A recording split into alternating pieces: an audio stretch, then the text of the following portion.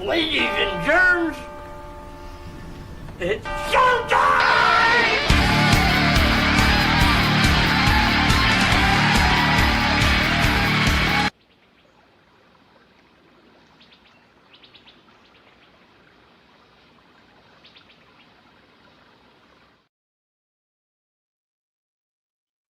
Anybody want to help me with this stump?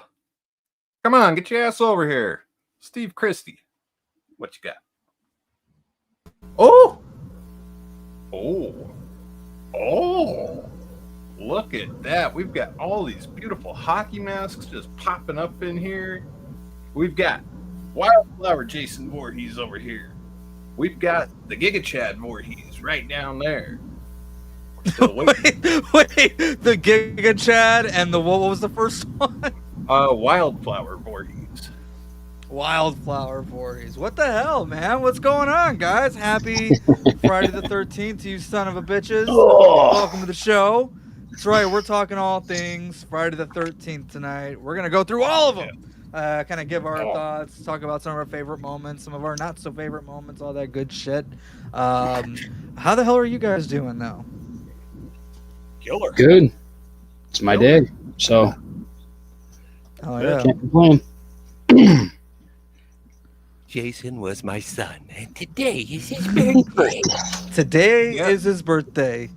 79. He wasn't a very good swimmer. Yeah, very much worth I love pointing how out she, that I always love how she says that. it is very Wasn't a much very worth good pointing out swimmer. that this is one of the bigger Friday the 13th to celebrate every few years when it comes around. Very Yeah. seldom do we get the June 13th. It That's is the big one. more rare. We do get quite a bit in October, I've noticed, which is cool. Yeah. But yeah, Two to Halloweens, really man. have those summer vibes to go with it, yeah, it's great. And when you consider it is the character's actual birthday, it just makes it a little more special. Because, any other year, it's like, oh, Thursday, June 13th. Yeah, happy birthday, Jason, but I'm going to go watch Nightmare. Right. Oh, by the way, guys, I don't know if you guys can see the shirt I'm wearing. It's Alice Cooper with the hockey mask, and it says he's back. The Misfit behind the mask with their nice. logo up there. Oh, You fucking can A. get that in the merch shop.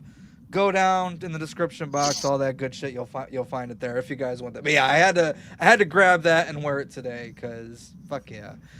So by the way, did we decide? I know we were talking about this privately, but are we doing our favorite kill in each one as well? Fuck Because yeah. I did write all mine down just in case. Dude. but- Fuck, Yeah, got an old list right here. I know I sent this in the chat, but my God, my writing sucks. Yeah, Yeah. I'm not going to lie. It scared me and gave me really bad flashbacks to like first grade. But All right, I was so- able to make sense of it though. So All right. All right, let me say hi to some of you guys. Who's here? What's going on? Usual suspects, Sergeant Shitty. What's up? How you doing, sir? Gory Tiger. Hello there. Horrorhead Heather. What's going on? Haven't seen you in a while. Hope all is well. Good to see you in here. Brett Man from Good Real Hunting. What's going on? Let's see. All these sexy mofos. I know, right? Especially with Steve Christie opening the show. Take another one of those coffees from you. Of course. You should go to This is who college. she's really talking about right here. yeah, right there. All right, guys. So you guys want to do pleasantries first before we get into? Say what now? Pleasant. Like kind of the old meet and greet. Do we lose Chris? I think we did for a second, so I'd say we probably should go on with. Oh, there he is. pleasantries. Okay, there he is. I heard something I don't- about pleasantries. I don't know what's going on. I'm having fucking connect. It was, yeah. So yeah, basically, what have you guys been up to? What have you guys been watching? Anything good lately, or like what's been going on? Oh, Ooh. Well, I've marathoned the whole franchise and watched a few Elm Street movies because, well, we're not leaving Freddy vs. Jason out of this conversation. No, we're not.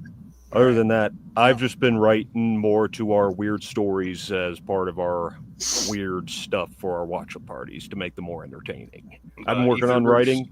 Yeah, the Etherverse. I don't know. Caleb, if you're still watching, what do you think? Is that a good name for it? The Etherverse? Because it is a pretty expansive world, all things considered. Yeah. Oh, Watching anything good, man? I've been watching a lot of random shit. Bloodlines is the newest movie that I've seen. It comes out Tuesday on Yep. on digital, so I'll be watching it probably next weekend then. Hell yeah, which I'm it's pretty fucking good. Stoked. It's pretty good. And then other than the Friday movies, obviously, Of course. I actually watched The Rock today with Nice. fucking Hell Sean yeah. Connery and Nicolas Cage, and damn, I forgot what a cast that has. I mean, William Yeah. Forsythe, fucking Mhm. Michael Biehn, Michael Bean was in that one. I totally forgot. Yeah. fucking Tony Tony Todd, thank you. Mhm. John C. McGinley. I mean, what a cast that movie has, and such a great movie. Yeah. But yeah. Anyway, Yeah. that's it for me. All right. So let's go ahead, guys. Let's get this bad boy burning and talk about the original Friday the 13th from 1980.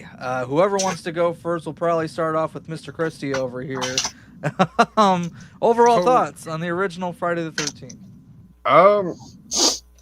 Overall, it's just decent, and I wonder all the time what would this movie have been like if it had never sequelized. Like if they'd have just did it as a one and done, would this movie still have the same cultural impact? Would it have that legacy attached to it like it does? I don't think it does, but Chad, go ahead. You look like you want to say something. I would say no. It probably would have been forgotten. Like it's great. It's a good watch. Like, don't get me wrong. It's a fine watch, but it doesn't compare to the rest of the franchise. It's actually probably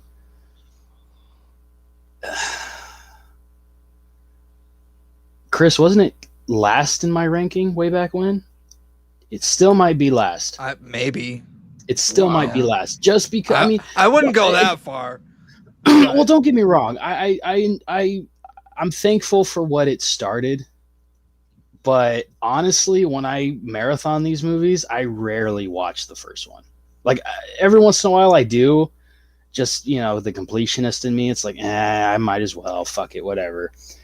Because it is a good movie, it's solid. But at the same time, I don't think if it wasn't for the rest of the franchise, I don't think we'd be talking about it. We definitely wouldn't be saying, "Oh, happy Friday the 13th."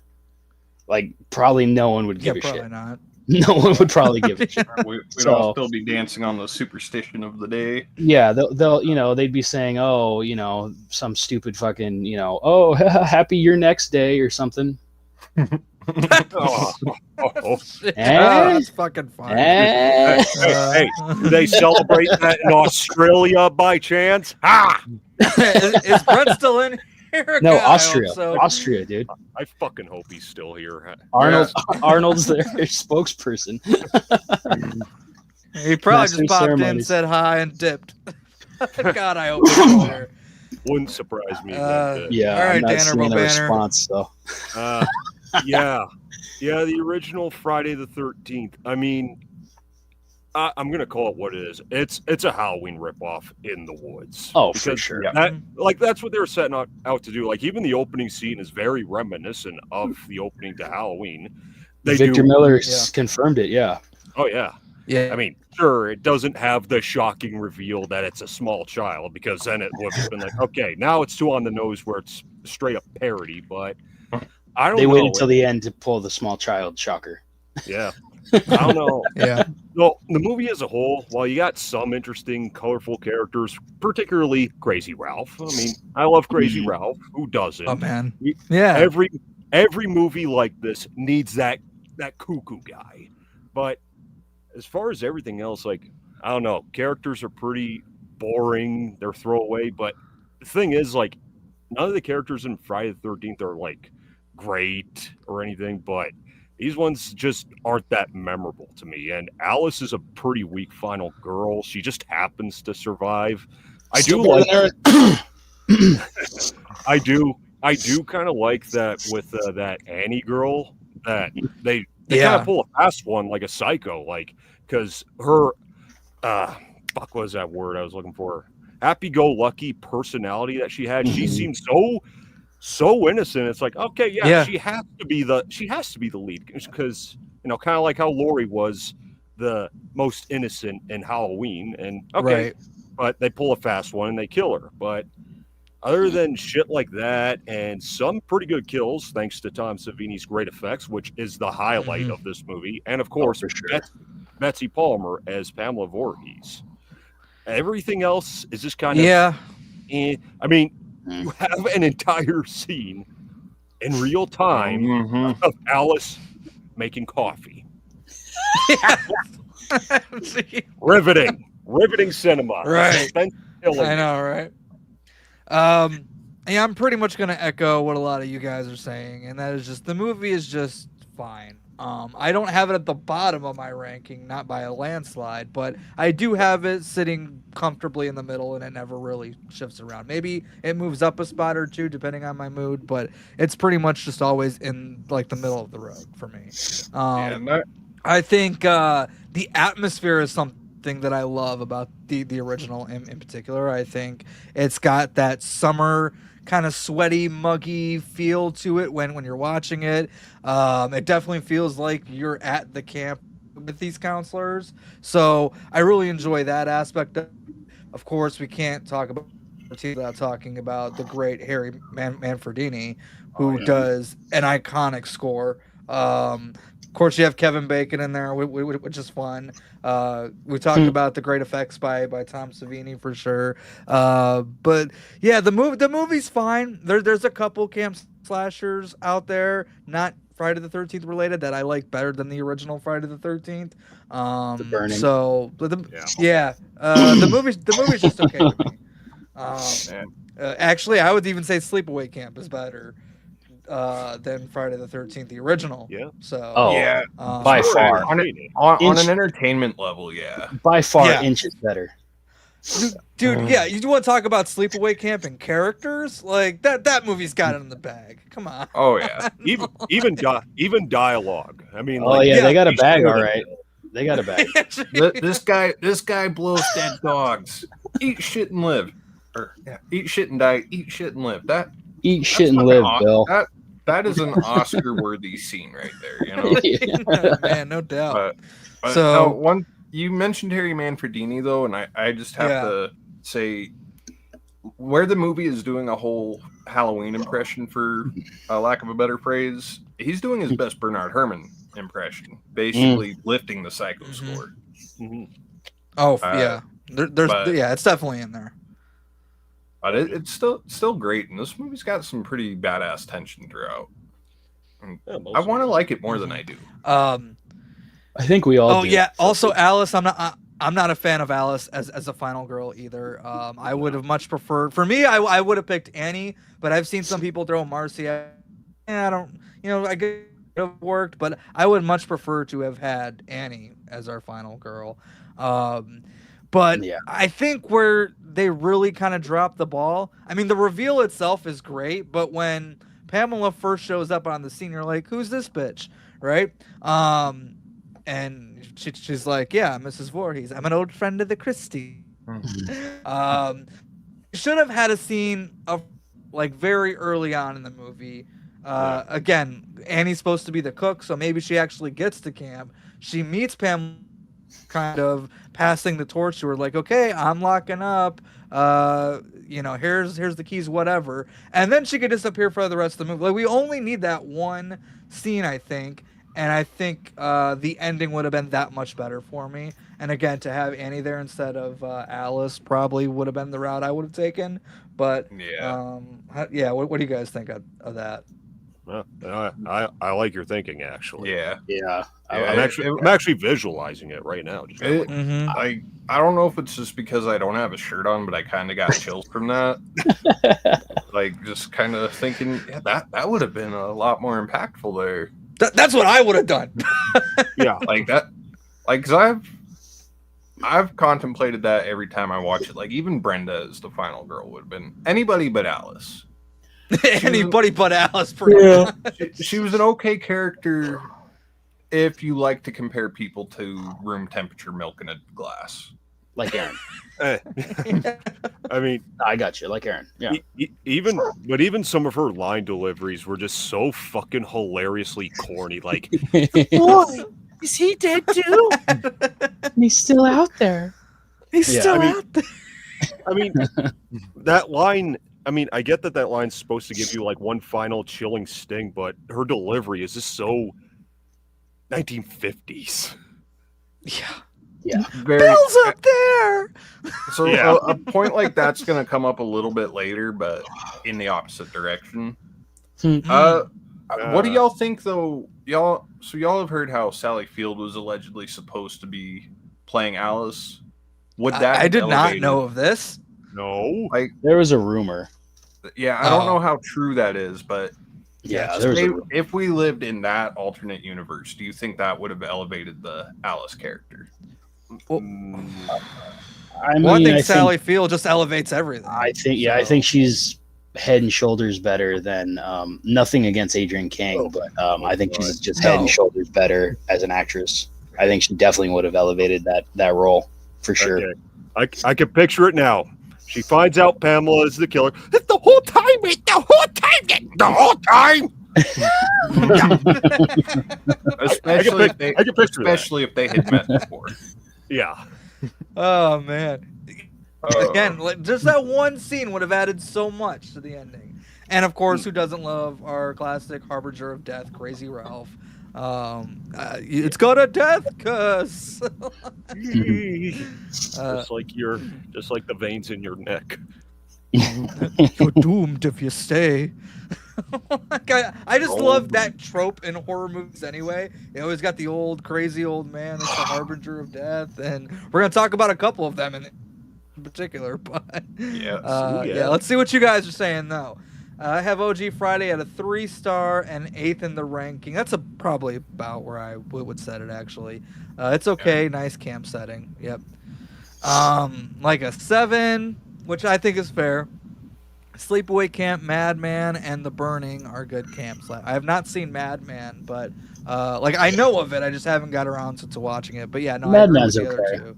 Yeah, it's definitely better than you're probably going to expect going into it, just because you hear everyone sort of drags that one through the mud. And when you go into it, it's like, you know, it's It's alright, but serviceable. Yeah, it's fine. still rather watch The Burning. But I agree.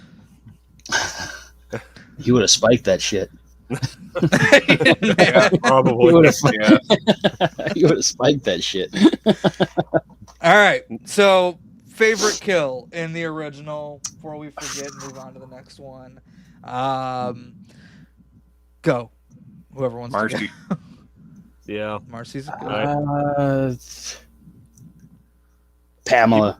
Fuck it. Well- I'm gonna say Pamela. That's a great one. Even Counts. though, I'm gonna say Pamela. I'm sticking to my custom that it has to be an innocent victim and not the killer. That's I'm- kind of what I Okay, would is that what it was? Okay. All right. I mean, you guys don't have to, but I will. Oh, well, then in that case, I'll say Marcy. I like that one. Mm. I like the little details that they hit the light with the Mm, yeah. actual. It's actually Axe. a less is more kill. Yeah. I don't need So- to see the axe get buried into her face, but like. Well, all the- right. all the tension too building up to that. Just you have her in there by herself, just kind of talking, starting to think she's hearing things, and then just sort of drags in all the right ways. And that execution is Yeah. just fucking amazing. Yeah. I'm gonna go Marcy, but we do have to mention Jack, I was Kevin gonna say, Bacon's death. honorable mention is Kevin. Yeah. It is an Yeah. Take one iconic and kill. They've tried to repeat that kill many times in this franchise going forward. 3 times, yeah. Yeah, 3 times if you include so Kevin, I think. It obviously worked. It's iconic, and it is Kevin Bacon. But I feel like that's the answer. So I'm gonna stick with Marcy because I love the accent. It's great stuff. that's another thing about Friday the 13th with its parallels with the other big 3. I mean, like, you have the veteran actors in each of them, from Donald Pleasance, Betsy Palmer, John Saxon. But you also have, among the younger cast, you do have those ones that would go on to become bigger stars, from like Jamie Lee, Kevin Bacon, and Johnny Depp. Johnny Depp, yeah. It feels like it was always meant to Yeah. be. It feels like a prophecy. It's weird. Yeah. Yeah, that's a good point, man. Shit. All right. Moving along, gentlemen, to Friday the 13th, Part 2. What do we think of this first sequel in the Friday the 13th franchise? Pamela's out. We're bringing Jason Voorhees into it. Alice is coming back, but not really. We got Jenny. We got Crazy Ralph is here again. What do you guys think? Just for the record, Bird, if you're still here, Alice got a second movie. Just saying. Whether she lasts long or not, that's neither here nor there. But Friday 2. Not my favorite Jason, but one of my favorite Final Girls, if not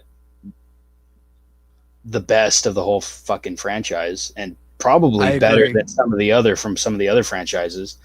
I agree. Eating out of the truck. I saw it. Yeah, anyway, not my favorite Jason. He's kind of clumsy. He's kind of a doof. Still serviceable, though. It's still a fun time. I think the cast is pretty good in this one. Likable characters. Pretty brutal kills in this one. They amped it up a little bit. And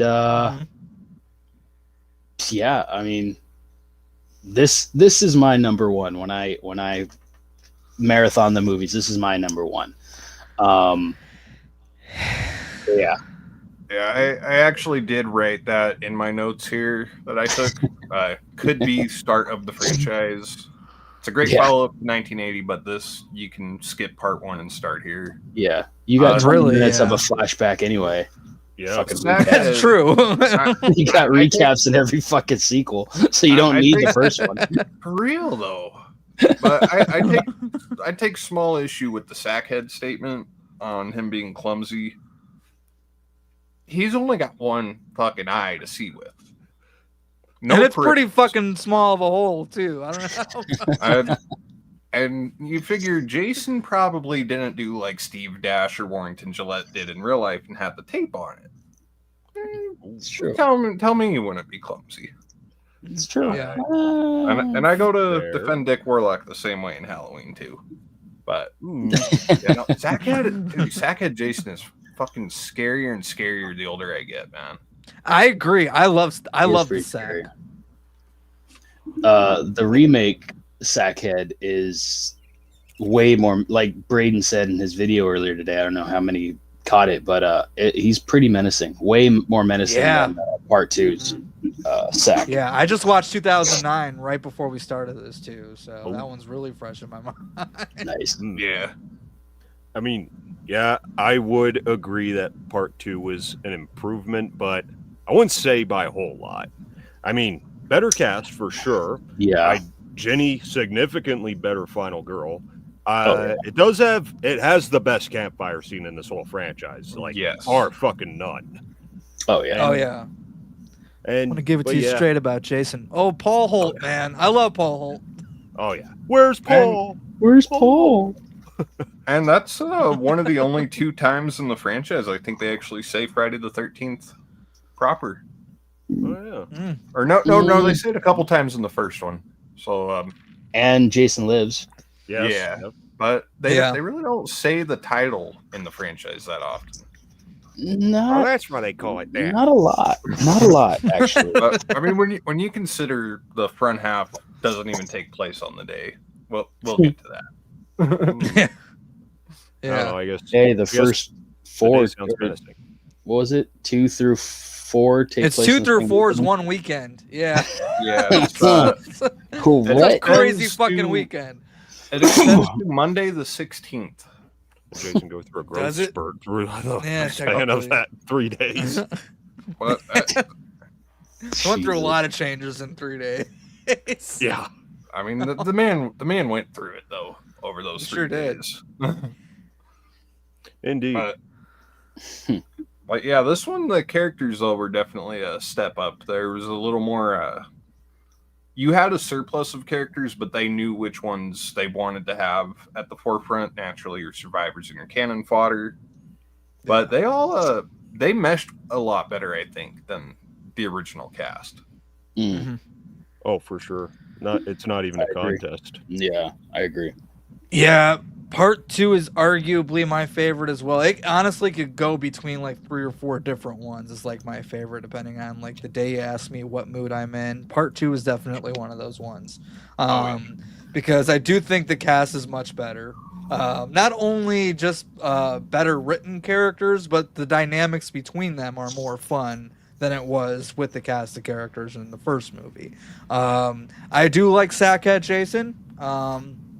Again, there are some things in the hockey mask that I prefer over the Sackhead, but I do like quite a bit. That's gonna get clipped out somewhere. I just know it. So yeah, and again, I like seeing Crazy Ralph back again, even if just for a little bit. You know, I love that character so much that I was glad that they brought him back. I think the kills are more fun. You do have some more moments of humor in there. It's like, yeah, okay, it's ridiculous. Let's have a good time doing this. All right. Yeah. And that kind of goes on throughout the rest of the franchise. But part 2, big fan of it. Ginny, I agree, Chad. She's the best final girl in the franchise for me. And she's one of the better final girls. Like, I like Ginny more than Laurie in 1978. I will say that. So yeah, Ginny she's a great character. Definitely an argument for that. Yeah, did a really good job. So big That'll fan get of a part few 2. people riled up, I'm sure. I'm sure it will. That's fine. I don't give a shit.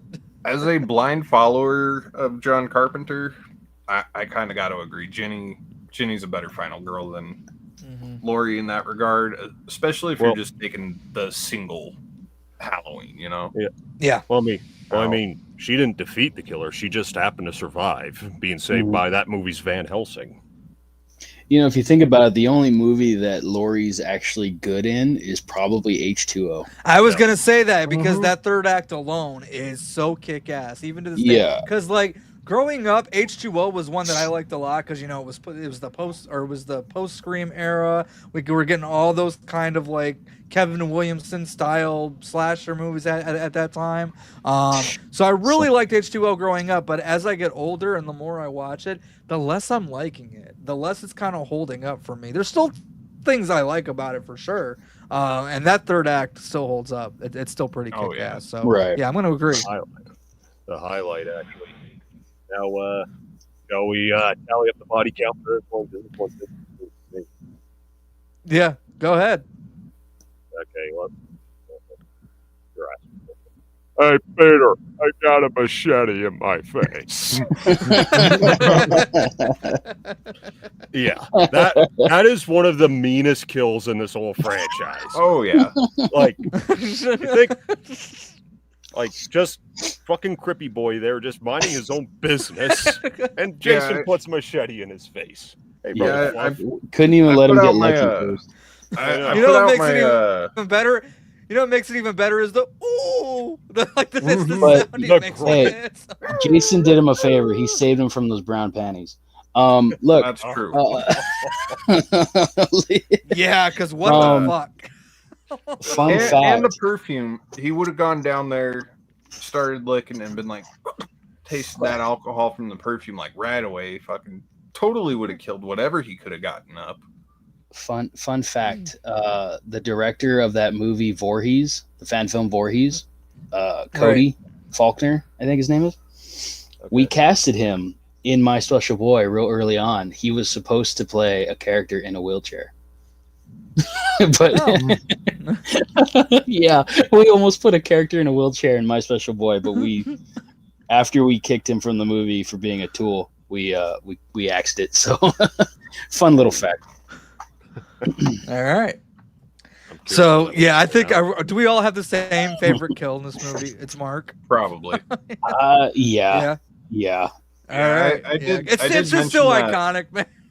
Like I did mention that too in my I did my 13 favorite kills today. Put that out, and I remember mentioning something about that when talking about Mark because he was relatively high up on that list.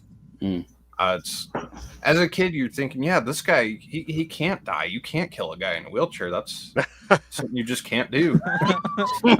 Okay, I have that shirt too, but it shrunk in the wash. I'm sorry, buddy. It's worth it though.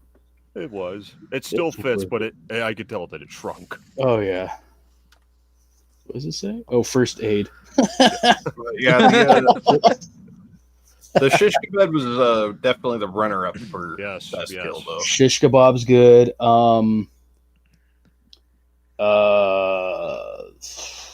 What the Scott? What's his name? Scott? Yeah. That would have been good, but every fucking time I watch it now, since they mentioned the fucking machete being the opposite way, every time I notice it now, it's like it just sticks out. It's like fuck. Yeah, so that kind of lost its luster for me a little bit. I tried to see it as being a bill hook, which would justify the sharp part being inside the curve there, but still doesn't. Still don't work. Right. No.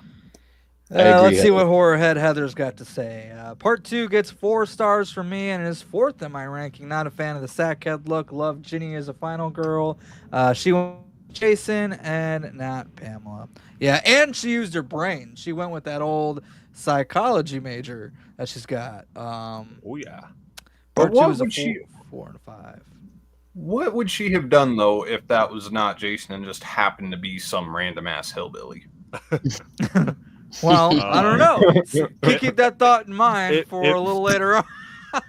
There we go. Yeah. Good thinking. Thank you for saying that. Jason, I was about to blow Bob. the lid. I was about to blow the lid on something there. I do gotta say also there's one scene that is actually one of the single most terrifying in the whole freaking franchise.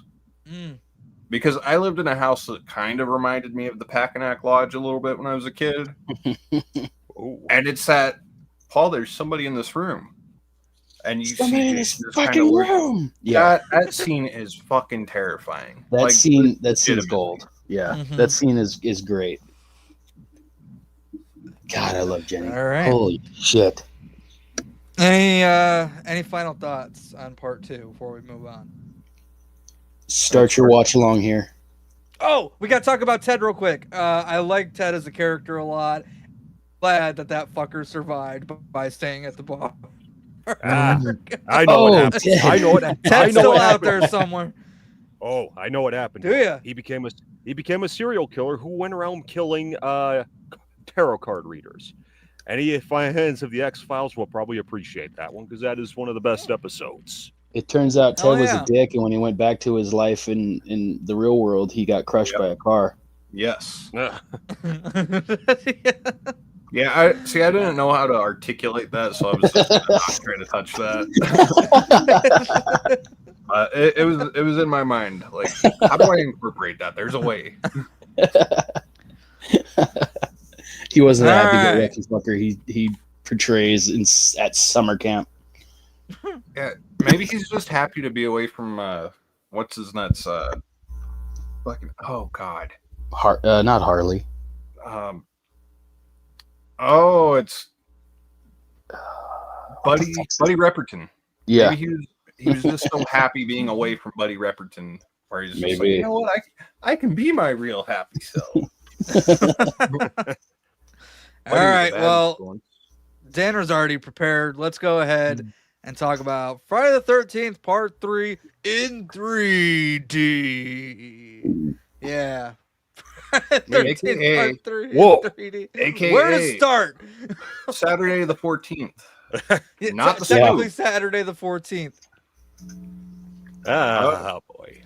So fun characters, but the acting is poor, so it's you got to try to separate the poor acting. To be fair, there's poor actings in all of them, though. But that's part of the charm. Yeah, that's part of the charm. Yeah, like I can forgive that.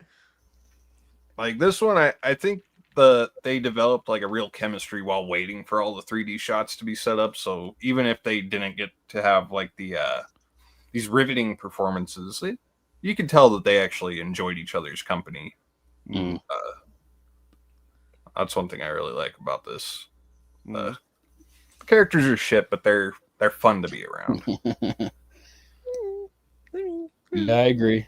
I do like this cast. I don't like it as much as 2, but it's still a pretty strong cast. The 3D aspect of the movie, I could take or leave. It's kind of goofy, you know. I but- have warned thee. Yeah, it's just part of the charm. It was, you know, a fad. It's like Final Destination 3, you know, or that fucking fourth one. 4. Yeah. God. Or Wasn't 3 in 3D? I thought 3 was Nope. released on. It was 3D on 4 and DVD. 5 that they did in 3. They didn't release on 3D and DVD or some shit like that. I thought it No, was that like was a Choose Your Own special- Adventure. Oh, Yeah, that's what it was. Awesome, which I did. Oh, okay. Yeah. Okay. Yeah. Okay. Fuck. But anyway, obviously he gets the hockey mask. Thank you, Shelley. Justice for Shelley. Justice for Shelley. Do it. Wait, hold. Okay. One of the things I'll hold my thought. One of the things I don't like about this movie is, and this kind of, it's been happening for me, kind of like H2O. It's been happening for you, Chris. Every time I watch 3, Mhm. I don't like the movie any less. I just like Chris less and less.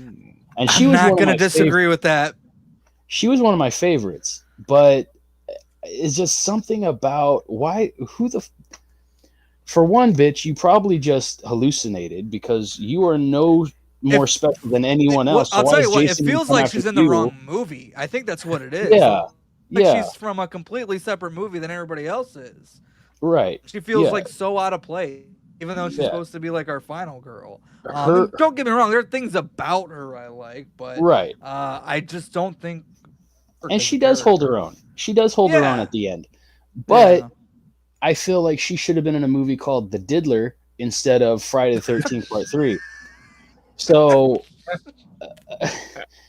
don't do Jason like that. We already got Freddy being fucking weird, killing kids, and then they took it too far in the fucking remake. Don't do that. It's fucking stupid. He's just a fucking slasher. He's not trying to do anything to you. That way, I mean, I seriously doubt Jason would even know what to do with it. He never learned about sex. He died way before that. So why is he going to come after you? What? Like, anyway. Small rant over. But the rest of the cast I like. The bikers I like. It's just, you know, it could have been a lot better. Obviously, a lot of these could have. But yeah, it's just kind of stuck between 2 of the top movies in the franchise, and it's kind of losing its luster for me. I don't know why. I think mostly because of Chris, but the rest of the cast I love. Yeah, I mean, step down as far as Final Girls for sure. Here's something that really bugged me when I was watching it. No, it's not the 3D itself. It's just every time I watch this movie, this has got to be one of the ugliest of the Friday the 13th movies from a visual standpoint for me. Because would someone wipe the fucking dirt off the lens for the love of God? Yeah, That drove Yeah. me nuts. yeah. But I do give this movie some credit because, well, it made history when Jason walked in the frame wearing that fucking mask. So Just there Which, was by the nonchalantly, way, yeah. shot of like the first full reveal of him in that movie with the hockey mask. Uh-oh.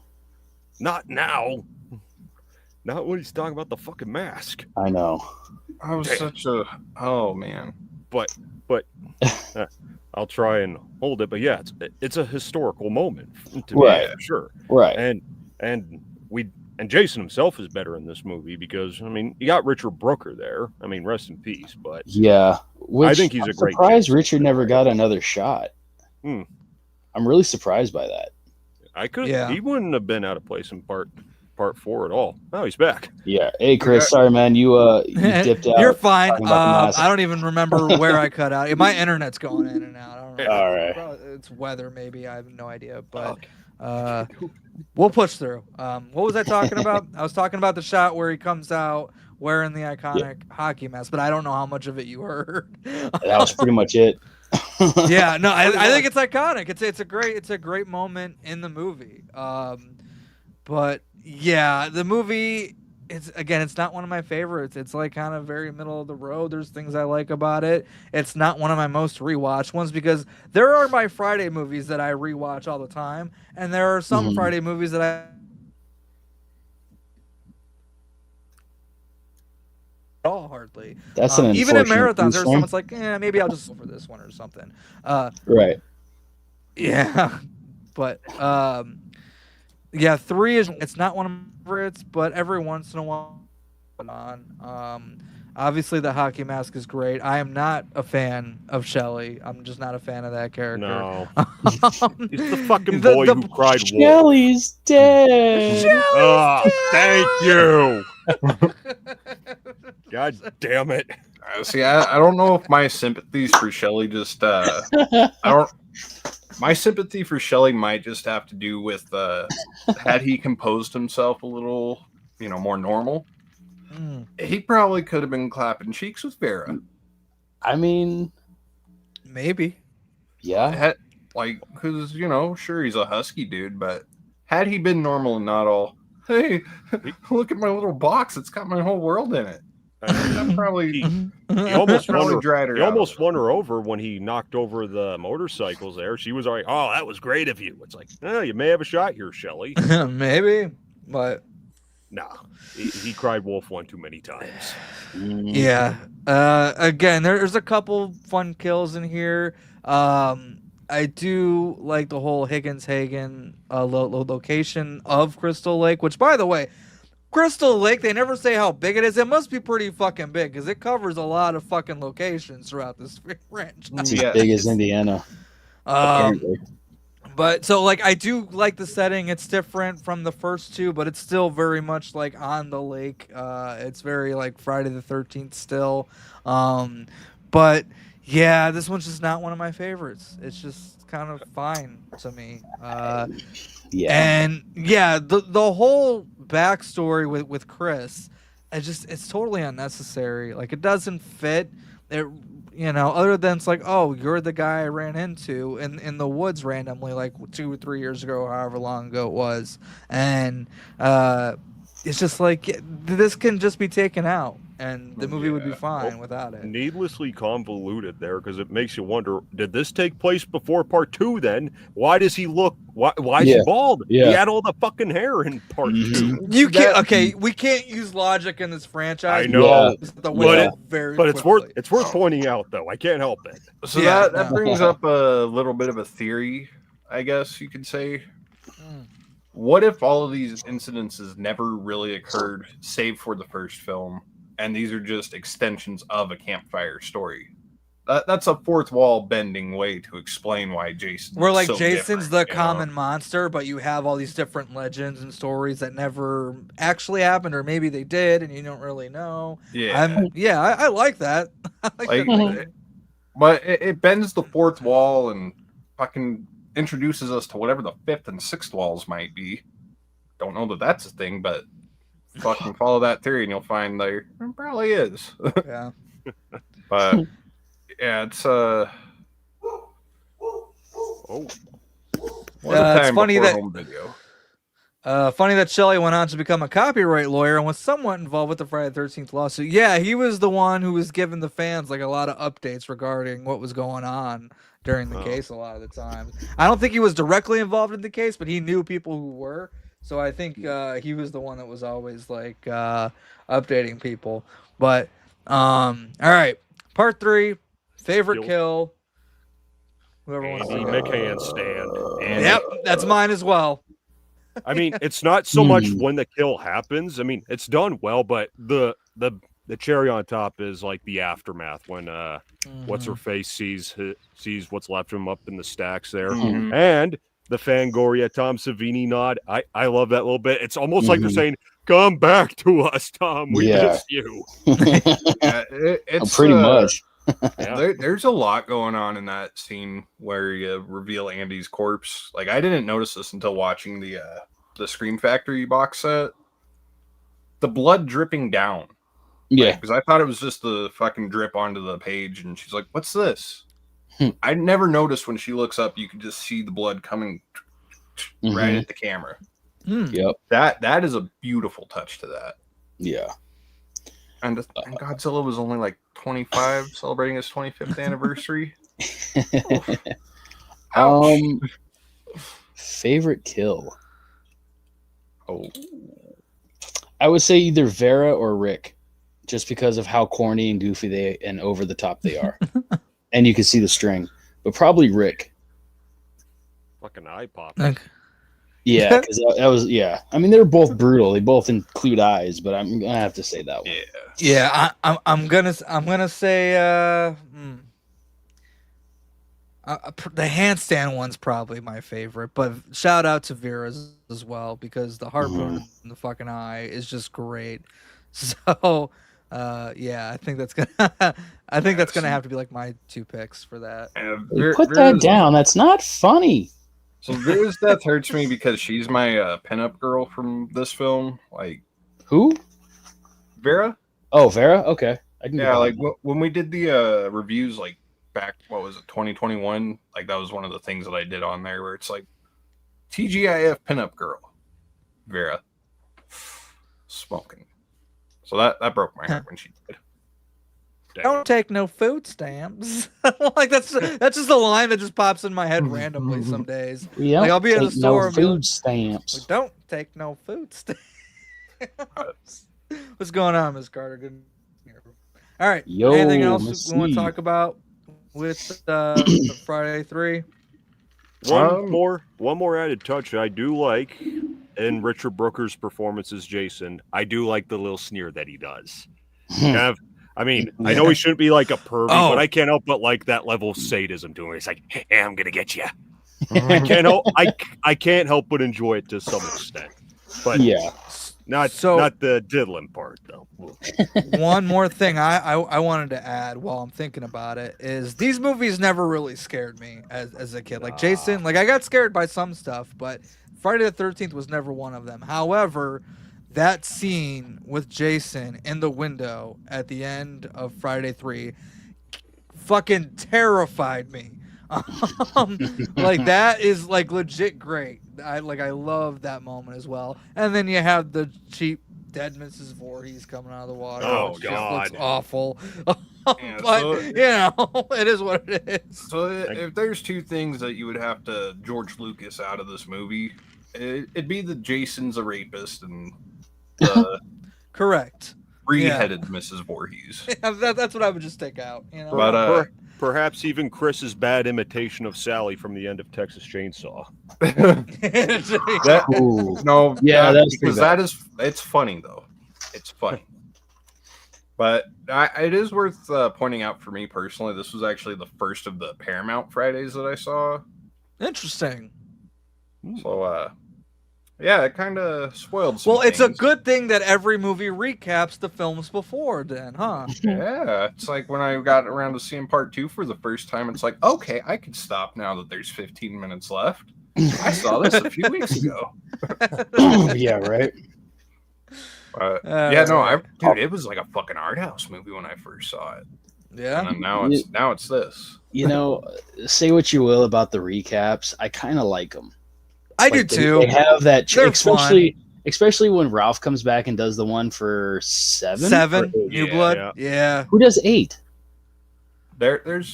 It's really just Jim giving the backstory in 8. So Yeah. there's no recap proper. It's just there was this boy. I thought there was a voiceover at the beginning. Oh. Not Oh, Jim. it was the DJ. Oh, talking that's over, right. That's right. Yeah. Okay. Yeah, I kind of like the recaps. They're corny and they're so fucking needless. Like I dig it for part 2. Some of them are like 20 minutes long. It's like, what? I dig it for part 2 because it makes sense, especially if, like we were saying, just start with 2, use that recap. Right. The one Yeah, in if you part want 4 to is- just start with Jason and skip Pamela entirely, then yeah. Yeah, part 4's which got a I pretty do. solid recap. Oh yeah. Yeah, speaking of, good little segue. Friday the 13th, the final chapter, which in horror we all know what that means, but arguably one of the best slasher films of all time. But where does it sit with you gentlemen in terms of the Friday the 13th franchise? It's Number up, one.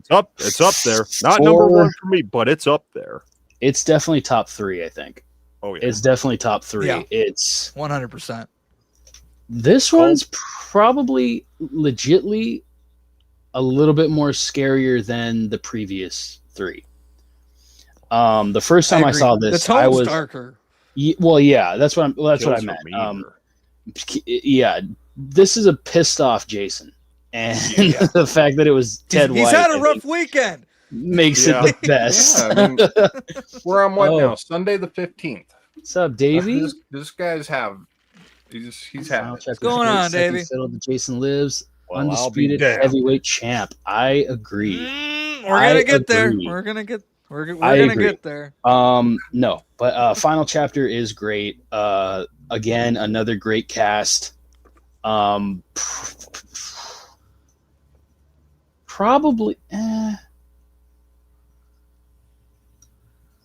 almost the same as the part 2 cast. Almost pretty good. Maybe not. It's as a solid good as part cast. 2. Yeah, It's solid. It's solid. You feel for all of them, and you don't want any of them to die, except maybe for Teddy. I But could agree you, with that. I mean, you even feel bad for him, and Paul. Yeah, you don't really get to know Paul, or who's the guy who gets fucking his face smashed. Doug. Doug. Thank you. Why do I always forget his fucking name? Dude, Um, honestly, half the forgettable. time I forget half these people's names for some of them, like the ones I Well, don't watch very often. Yeah, sometimes they just fucking. Sometimes they bleed through, and I can't remember They which really one was do, which at some movie. It's like, point. wait a minute, yeah. How'd you get? We told him Alice would be here. We told him Yeah. Alice would be. Yeah, these bastards conned me. Hey, But but since instead- you're here, Dave, you want to help us with ins- the stump? Yeah, I mean, yeah, please do. Because I have a feeling that Mr. Christie's cameraman might kill him. Seriously, that was a lame kill. Done it before. Real? Oh, Really? what are you doing here?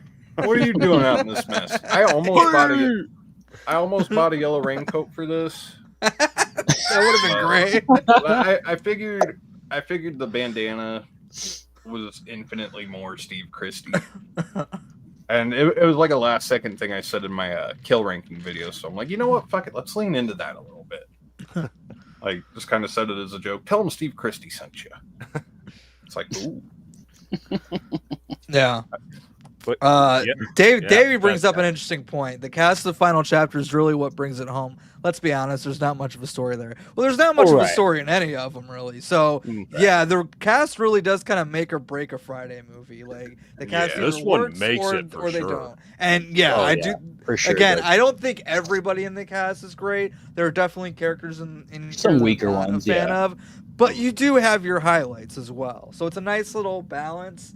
Well, And like, yeah, it's definitely yeah. a meaner, more pissed off Jason. The kills are super fun. I love the way that this one in particular is shot. I love the darker tones to it. And then, yeah, like I said, some fun characters, and it's all good stuff. Oh yeah.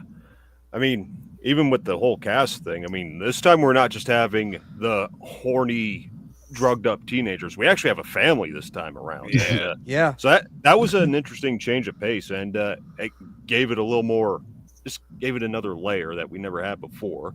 Although they do shit the bed when, Mrs. Jarvis just goes, "Ah!" and we never see her again. Like, yeah, that was. I think it could have been really cool if they had kept in that, because I know there is a scene that ended up on the cutting room floor where her in the Trish bathtub. finds- yeah, Yep. we could have had a gut wrenching death scene in this Friday the 13th franchise that could have said, "Hey, Rob Zombie's Halloween 2." Fuck it. I'm gonna have a little hot take maybe about Mrs. Jarvis there. Now, obviously, they talked about this in the Crystal Lake Memories documentary, but they're Oh shit! Every time he starts. I know. Every time he starts going in on something. Ah, Okay, he was saying something about Mrs. Jarvis from Crystal Lake Memories. Let's try to remember that. Keep it in your spank bank. ladies Mrs. and Jarvis hot take. keep it in your spank bank. gentlemen. I don't know how else to put it here. Damn. all right. Okay, So, Okay. little Mrs. bit, Jarvis. yeah, a little bit of a hot take about Mrs. Jarvis. I know they talked about this in the Crystal Lake Memories documentary. How since this was the end for Jason, they kind of put some subtle little moments in there with her of, is the cycle starting again? Is something bad going to happen to, say, Tommy, and Mrs. Jarvis become the new Mrs. Voorhees? Obviously, the movie doesn't do that, doesn't go in that direction. But I'll tell you what, I think it would have been really interesting with the title of the next movie being A New Beginning, if that's the route they ended up going. Jason finally dies, and so does little Tommy Jarvis, and the cycle starts all over again. I think that would have been interesting. I don't know if it would have worked, but I would have been interested to see it. Perhaps Well- in some parallel universe that does exist. According to everyone's favorite Corey, according to him, he said that's where the franchise was supposed to go. When he's hugging Trish at the end, and he like looks at the camera and he gives us Yeah. like that little like that was supposed to be. Well, they do that at the end No. of 5 too, where they have Tommy put the hockey Yeah. mask on. Right. So, But that's what they were. and- That's where they were supposed to go, and apparently Spielberg and Goonies ruined that whole thing. So I don't know how true that is, but what well, a I do bold know he fucking couldn't do move. part 5 because of the Goonies schedule, but I don't know, like, creatively in terms of his plot going forward. I don't know what happened there, but Yeah, he says it in the Crystal Lake Memories. That's where it was Yeah. supposed to go. But I mean, he stole Sean Astin's rain poncho for part 5. So yeah, he did. yeah, he did. All right. Davey says, "Can we please get over my gal Judy, the hottest and cutest actress I've ever seen?" Screw you. thank you. Yeah, Thank you. Besides Miss Stupendous from Part 9, she is my favorite Friday the 13th babe in this whole franchise. Interesting. Mine's coming up in a couple more movies here. All right. So, And to be I fair, might- I mean ones that bear all. oh yeah, See, sometimes leaving to the imagination, though. That's what we'll get to that in part 6. Yeah. Sometimes the more I you think leave we're the going on imagination. similar paths here, Uncle Filthy. But We're for part 4, it's fucking Samantha all day long, yeah. all fucking day long. yeah. But what about Rob? How do we feel about Rob? Oh man! First of all, the dude's a walking red flag. Oh. If I ever saw, he's killing me. he's killing me. So I hear that was apparently based off of a news article that someone read. I think they go touch on that in Crystal Lake Memories. Mm-hmm. It's like, you know what? If it was based off something that actually happened, fuck it. I'll let the movie sort of pass with that. I mean, yeah, it always brings a smile or chuckle to me, but it's so goofy, but you need those goofy fucking light-hearted, especially in this movie because it was so fucking dark. I think if he did it in another Friday the 13th movie, like the previous two, no one would fucking bat an eyelash. But because it was in the darker one, I think they're like, no. Oh, shit. Could you imagine if they took that out of this one? Just how much darker the movie would have felt? Like, Mm-hmm. you would have felt like they threw your golden retriever out the window, Right. which this movie does decide to do. Now, imagine if He's Killing Me was in the same movie as Shelley's Dead. Like, that would have fit. Double whammy. So much. Corn. Now, There's got to be a moment like that in each one, but that's pretty much I'm much sure the we same. can find it. That's pretty much the same energy there. Yeah. Yeah, part 1. What would part 1's moment like that be? Part He's 5 up at there. Showtime. It's Showtime, showtime. Ah, Yeah. Jason. Part two is almost perfect though. I don't think part 2 really has a. So, all right. Is let me just ask you this: is this the perfect Friday the 13th movie in terms of what, like, in terms of the check boxes that you Yeah. crossed off when you want a Friday Yeah. the 13th? Pretty Yeah. close. Pretty damn close. Yeah. I It's I a think that culmination of what we already loved and then some. I Plus, think And best cast. of all the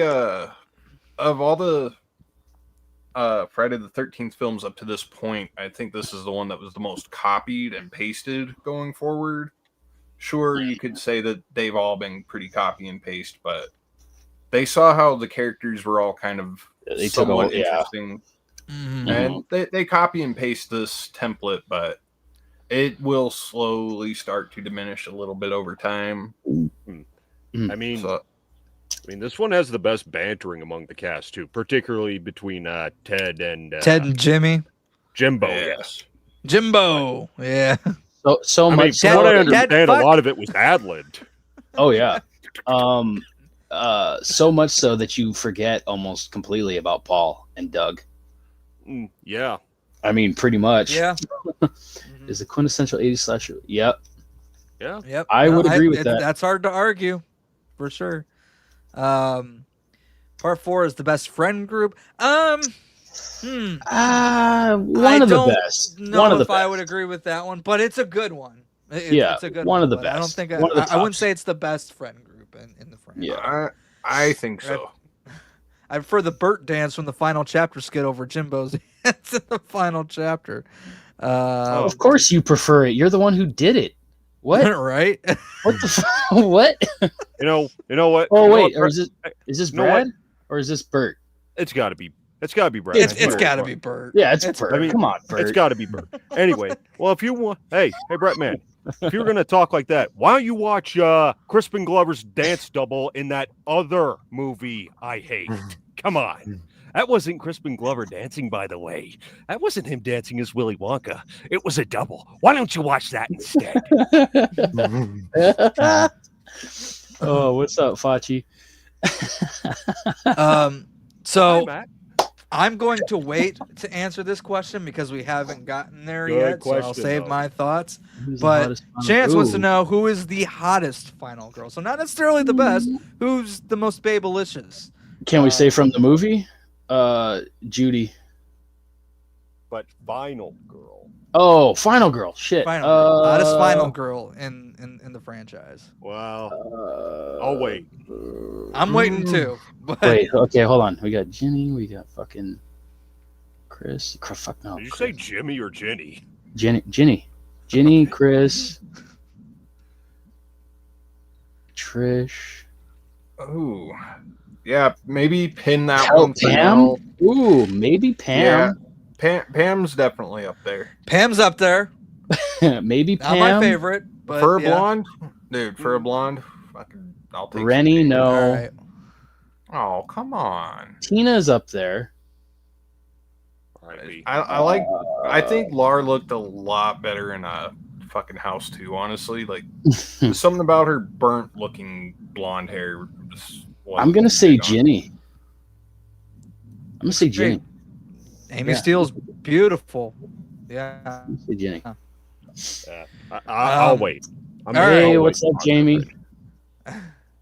And then we have to talk about Ted White. Did we talk about Ted White as yes. Jason in this movie? Ro- We got to talk about her Rooker was the favorite 10. kill and Ted was an 11. Yeah. yeah, I want to bring this up Ted regarding White's Ted White. perfect. Now, I want to bring this up because this does interest me. Ted White was a stunt coordinator on Creature from the Black Lagoon. So that really does make me wonder sometimes. Could he have at any point played Gilman? Because if so, that would be very poetic considering Jason does pop out of the water in this movie quite a few times. So I love the Gilman as much as I love Jason. So Oh, let's see. Hold on. Let's see if he actually. What's going on, Jamie? Good to see you in here. And I see you guys chiming in.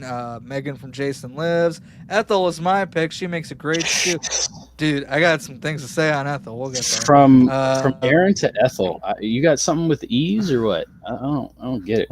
Is the that question was Australian? final girl. Who am I- Ethel isn't a final girl, but sure. Oh, that's true. Well, that's right. Yeah, what? So, Sure. let's see. And then Jamie says Ginny, and then Chance says Jamie. Chris. So it's pretty diverse in the chat there. I'm digging it. Yeah, for sure. Yeah. What are you Best looking up, kill. Chad? Chad's looking something up. I'm looking up Ted White. Oh, okay. Well, Well, while you're doing that, yeah, again, Ted White's perfect in the. Yeah, it's like the last. I think The the last fact that time- he didn't want to do it makes it better. Yeah, you could see Ted White's legitimate sort of anger coming through in his portrayal there.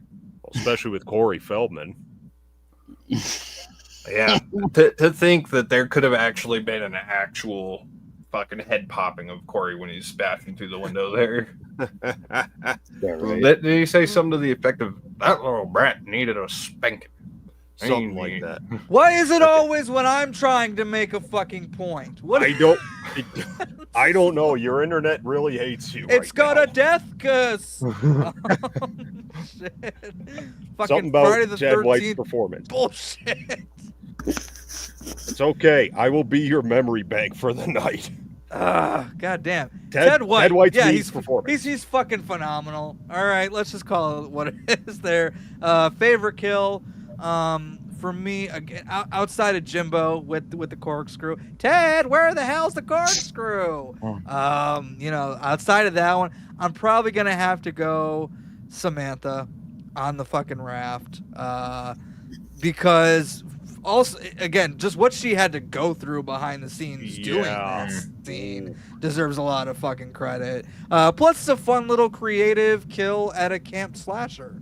They're out in the middle of the raft. They're alone. It's at night, and I think it was really well done. And I'm glad she pushed through it because that was not easy for her. So those would be my favorite kills in final chapter. Yeah, Axel for me. Thank you. Axel. That's a good one. Yeah. I mean, even though it goes by in a blink and you'll miss a shot, just the head twist alone, like, God bless you, Tom Savini, because that was pretty gnarly. And it's the best head spin you're going to get in this whole franchise, unlike that other one. Yeah. Oh yeah. I like Doug. I like Doug or Jimbo, I would say, because Jimbo's is just so fucking.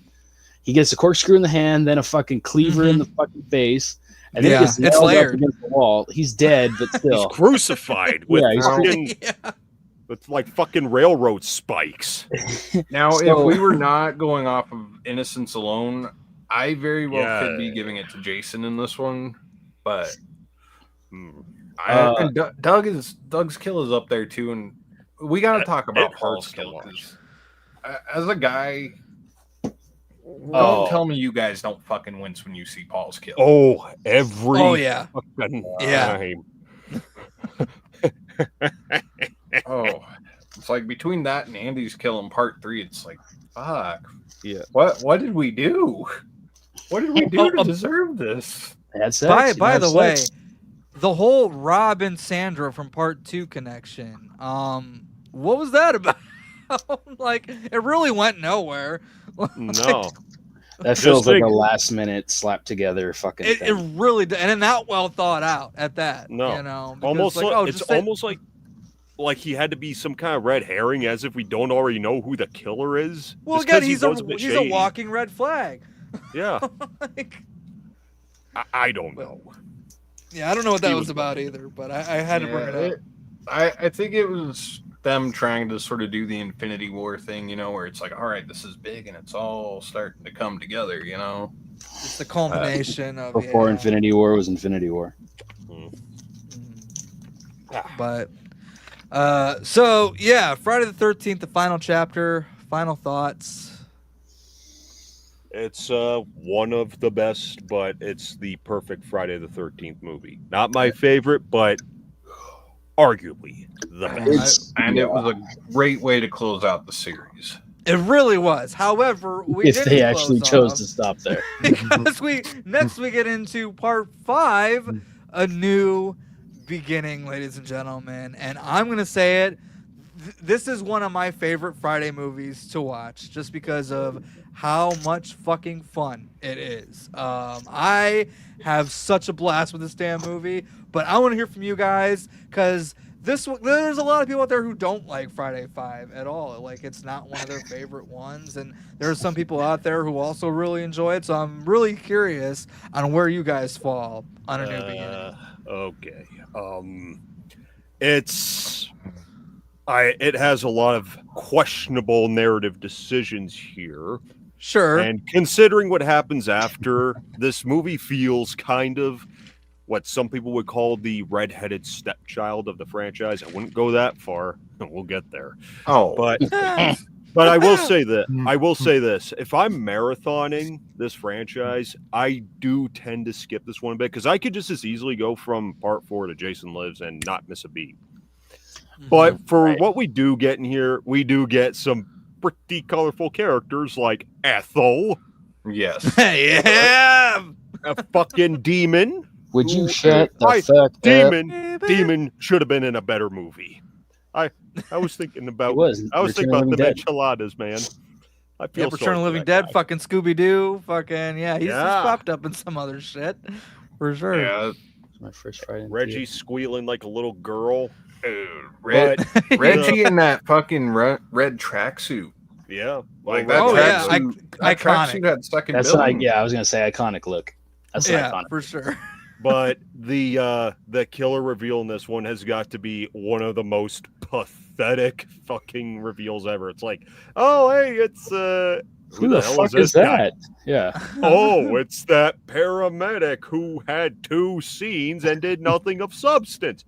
Oh, but he looked at what the fuck was that chubby guy's name again? I don't even Joey. remember. Joey. Oh, he Joey. looked at him like he looked traumatized. Big whoopity doo. And then there's other characters like those fucking greasers. Like talking about the throat slashes from earlier. Yeah, When you that- gotta have the randos in there. You know, you gotta have that- the nothing burgers. That throat slash is the worst throat slash I have ever seen in a movie. It just zooms in. Like you could already see that the blood's already on his neck before the blade goes across. It just zooms in. You get a shitty sound effect. It just goes.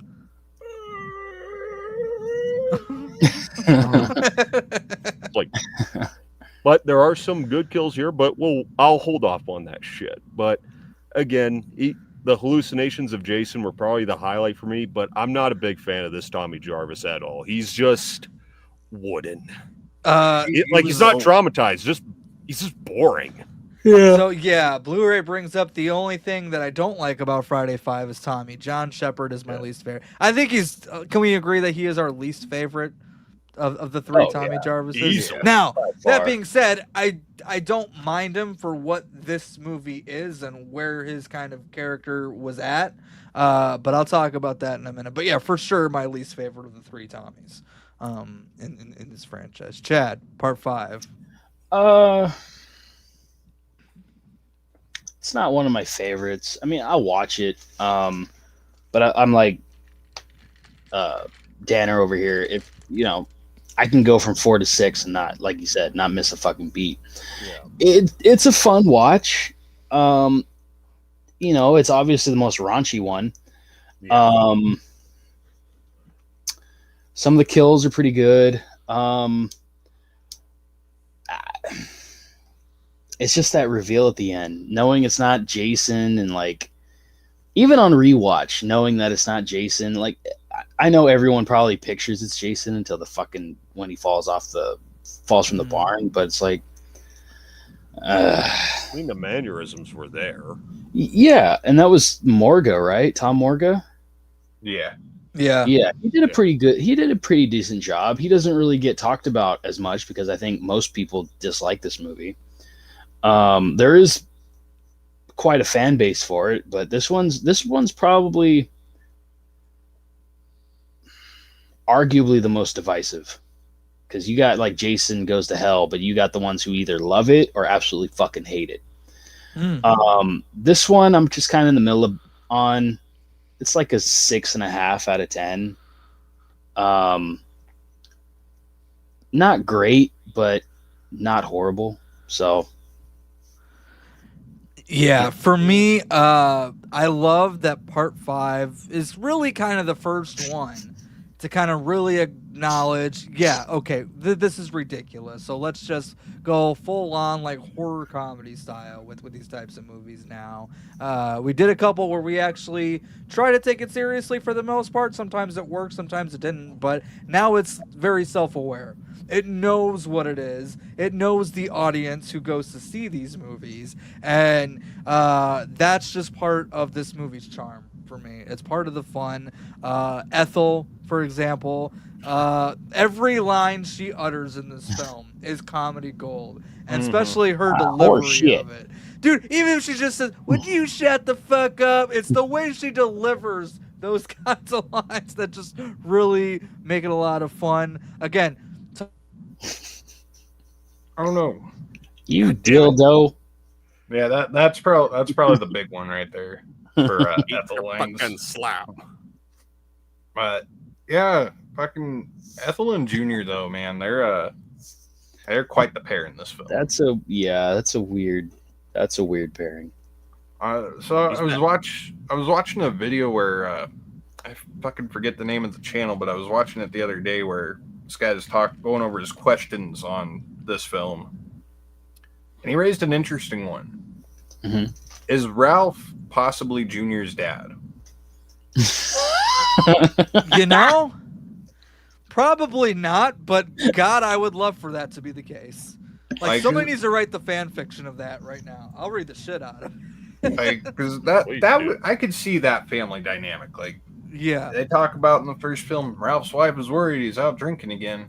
Your dildo daddy's out at the bar. No, the fucking his father is Roy's partner, paramedic partner.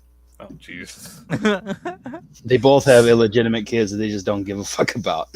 Oh, Davey's saying Junior's dad is the harbinger from part 3. I have warned thee.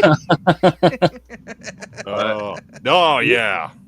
I could definitely see that one too, for sure. One character we really gotta talk about though is fucking Matt. This guy needs fucking audited, like really, really bad. He goes on about, hey, here at Pinehurst, you're your own boss. This is not taking into consideration letting Vic operate a tractor or chop wood. It's about the fact there are no rules here. But what do you see? You see a sign that says no handball in the hallway, and you see a sign next to the fucking front door.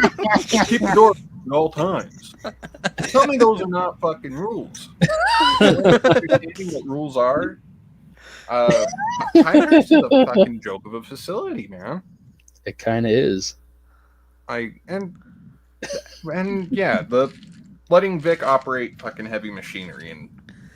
Yeah, whose fucking decision was that? By the way, like Matt is the great worst question. character. Great question, Jay. Who the fuck gave Vic an axe in the first place? It's like I could just picture it. Well, Vic, you seem to be having a rough day. Why don't you go drive a couple laps on the tractor, and when you're done, you can just chop wood, okay? Maybe you'll feel better, okay, buddy? You go have an A+ day now. What could possibly go wrong? All over. If that's how you feel, just forget it. I Yeah. think By the way, really out of line. really out of line.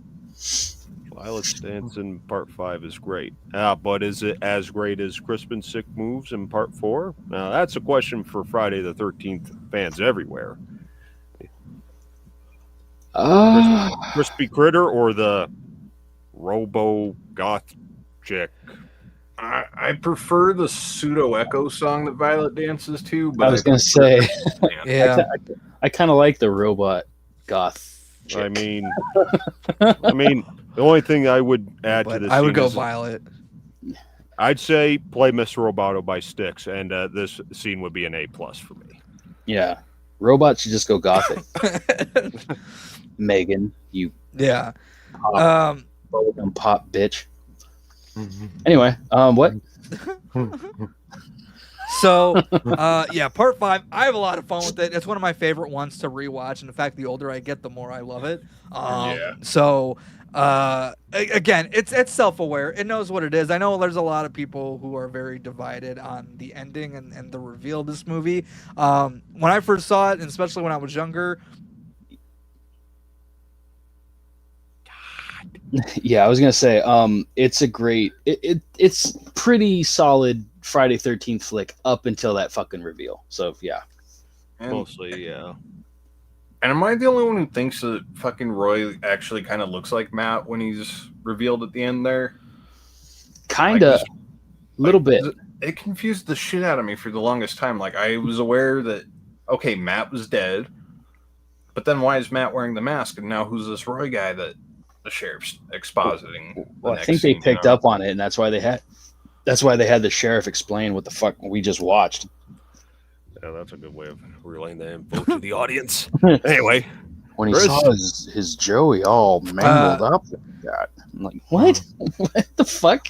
hurry, get it out before your internet tries to stop you. Go fuck yourself, sheriff. Fuck. I know. So again, growing up, I was the Roy reveal, but that's another thing that as I get older, the more I like it. So because again, it is a new beginning. We always talk about the possibility of Halloween going into the anthology route, especially from like Season of the Witch, or maybe even doing it now. But honestly, they tried a couple times to go the anthology route with Friday in terms of passing it on to Tommy, passing it on to Roy, and I think this franchise is probably more suited to go an anthology route. It could be anybody in a hockey mask. It doesn't necessarily have to be Jason Voorhees, but they do have to have the look of Jason Voorhees again. Dan was kind of talking Blasphemous! about. Dan was kind of talking about the idea of all these I know. campfire stories, and like Jason Voorhees was the figurehead of it all. But you know, sometimes the thing about urban legends is part of it's true, part of it's not. The not true part is that it's not Jason Voorhees, then it's somebody else. You know, that could again. I don't know if that would ever work, but I think this franchise is suited for something like that if they wanted to ever go that route. But I could see it, but again, I'm glad they didn't. I'm glad that they didn't, because I'm glad for a couple of the next movies that we have coming out. Yeah, no, Friday 5 is fun. I have a good time with it. I enjoy watching it. My favorite kill in the movie is got to be Tina. I mean, Tina's death is just the best. You get your TNA. The fact that her name is Voorhees helps a lot. And it's just a really that wanted the role. yeah, Fucking Steinman. it was We her know why last you name and cast two other him, fuck. things. Yeah. Thank you. Yeah, it was her last name and two other things, right? Yeah. Yes. Pancakes. Yeah, the titty quota was definitely met with a surplus on this film. And then the garden shears to finish. it Yeah. off. Mm. So close with Tina. Personally, I got to go Eddie on kills, just because that one seems a little more painful. It's kind of drawn out, and it's sort of different too from what we've seen. That one's pretty brutal. Best kill.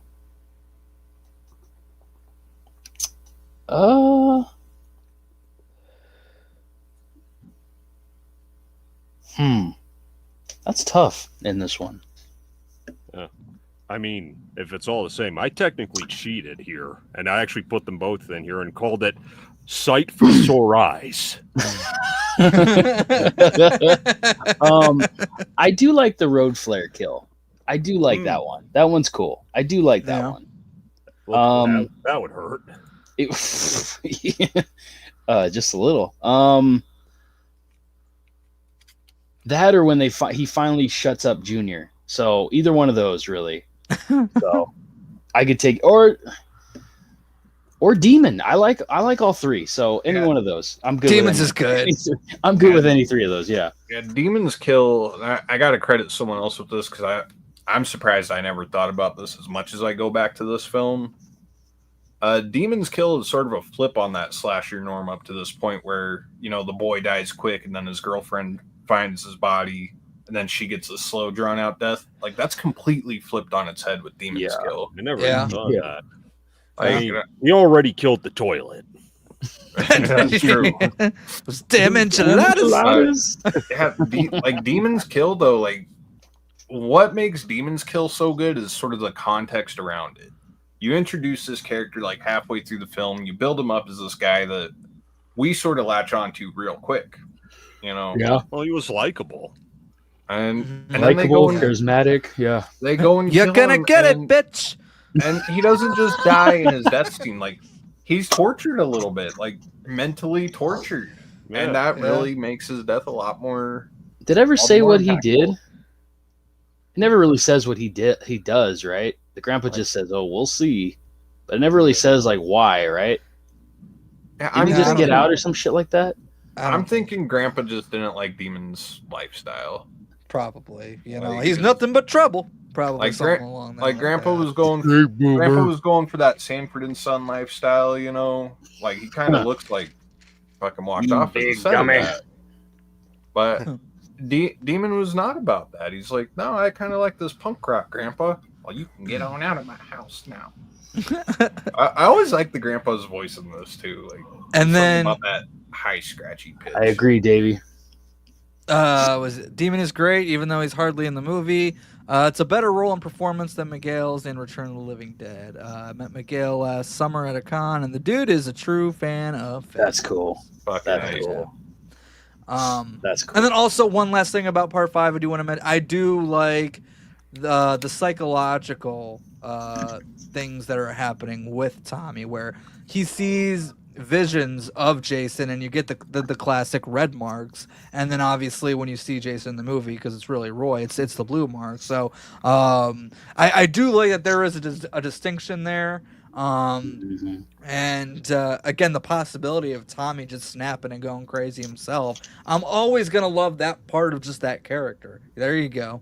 Hell yeah. Could Tommy have been killing on the side here, and then when Roy gets sort of outed, could he Maybe have just shifted all the blame to Roy? I wouldn't be surprised. But okay, part 5. Any final thoughts? We could have had a better explanation of what happened to Trish, Yeah. Because especially for what she did in the final chapter. It's like, Yeah, what? I forgot to mention this, but Trish is one of the most underrated characters in the whole franchise. I don't think she gets enough love, and I think she's a really Underrated great character. Final Girls. Yeah, For that too. Final Girls, she's underrated as Yep. fuck. There's It's another like- underrated final girl that I feel doesn't get enough attention as well later on, but we'll get there. Yeah. But Trish is definitely up there. Trish is up there with Jenny. Not as good as Jenny, but she's probably second fiddle to Jenny. Yeah. Yeah. I'm trying to think who's left in this fucking franchise. Yeah, I would say that. All right. Oh Well, yeah, by far I'd say that. Speaking of what's next, we have Friday the 13th, Part 6. Jason Lives. Suck it, Bert. And he's back. Friday the 13th, Part 6. Gentlemen, how do we feel on this entry in the Friday the best 13th one. franchise? Love it. The best My one. favorite. All the fucking Easter eggs that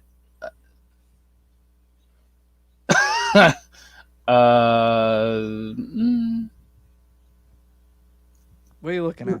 I'm looking at Comment. Davey's comment. Let's see. What do you say? Final girl to end all final girls. Oh, Break me out of jail. Call me hot lips and stuff. Hidden your crotch. Okay. He made the argument. All right. I'll give you that. So yeah, let's just get right into Megan, man, because she is, again, while Ginny might be my favorite in terms of how the character's written, my God, Megan is the hottest by far. thank you. Holy shit. Really, Megan's the hottest. For me, I- she is. For me, yes. Okay. In terms of the Different final strokes. girls, in Different terms, strokes. in That's terms fine. of the final girls, because, and then that's one thing I do like about this movie in particular. Again, like part 5, we have Megan, but our final I don't want to say girl, but our final character is our protagonist, Tommy Jarvis, once again. This time played by Tom Matthews, which it's pretty popular enough. He's our favorite Tommy, right? Yeah. Out of the three. And my favorite producer.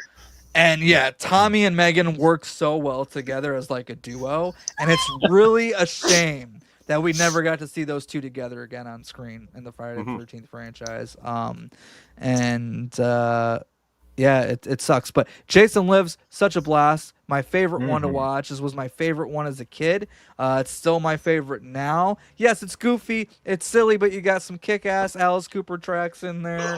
You got some great nods to the Universal monsters, which Tom McLaughlin is a really big fan of, which I appreciated that. I really love that this is really like the first one with kids at the camp while the counselors are there, outside of the cold open of the original. It raises the stakes. You know, obviously, I don't think Jason's gonna full on kill kids, but again, you don't know. And the fact that they're there and he's walking around and he's like peeking in the windows while they're sleeping and all that stuff, it's so great. The characters are a lot of fun. The music's a lot of fun.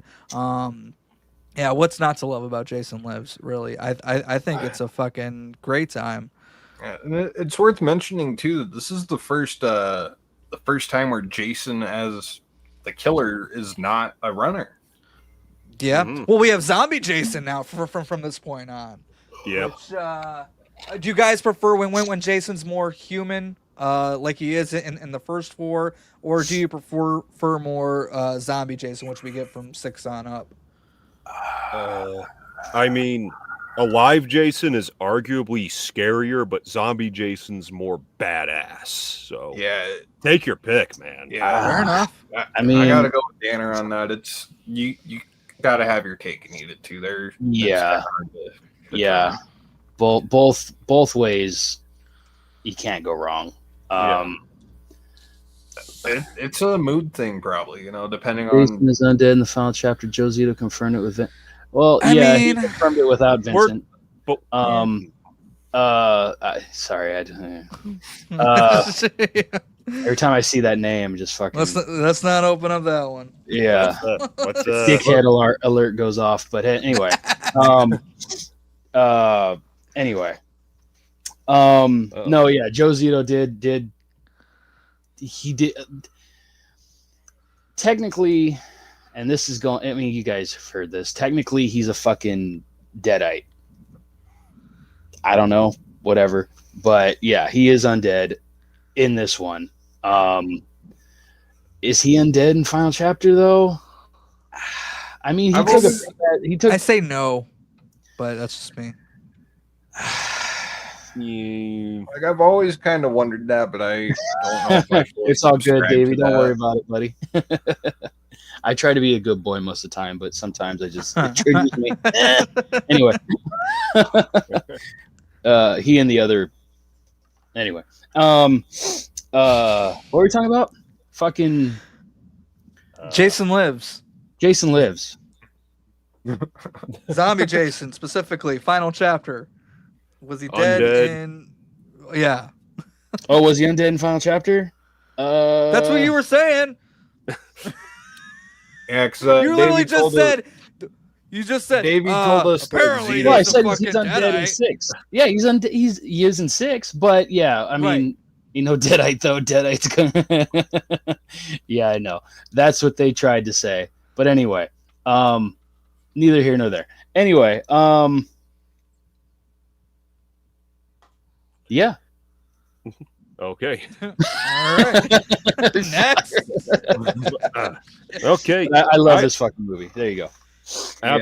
Absolutely, man. I mean, I have not watched I want to see it in black and white because I think it would really work that way. But I think the opening scene is the highlight. I mean, you could say everything was downhill from there, but I still say the rest of it's pretty solid. And they're really going there with the self-awareness B movie slasher. I Oh mean, yeah. like, you got Oh, a for sure. fucking James Bond bit with Jason slicing at The American camera. Express card. Like, Mhm. Yeah. there's so You many got- things. You got Yeah. Or Karloff's Karloff's General Motors, grocery or or whatever it the was, fuck. Yeah, uh, Karloff something. like even the next town over. You guys know I gotta call out the next town over, Carpenter. I do love that she asks where he is and he's reading the sign. He's like, "Oh, Karloff something." It's like, dude, you couldn't finish reading it? What? It's right there. I mean, you got to figure he's probably been taken out of school since he was 12, so his reading skills probably went down. That's true. That is true. I didn't think about that. Hey, Leanna, how you doing? Good to see you in It here. makes you wonder: did he actually No, you're good, have Davey. Megan read those? Did he have Megan read those books to him? It's like these look like they'll tell me things. Help me, Megan. So, shout out Davey Death Ray. Shit, dude, send me, dude. You're all good. In fact, we're gonna play a little clip as soon as I can. Yeah, I don't have many uploaded here, but here's it's just unfortunate, Davey, that the F-13 community is so fucked.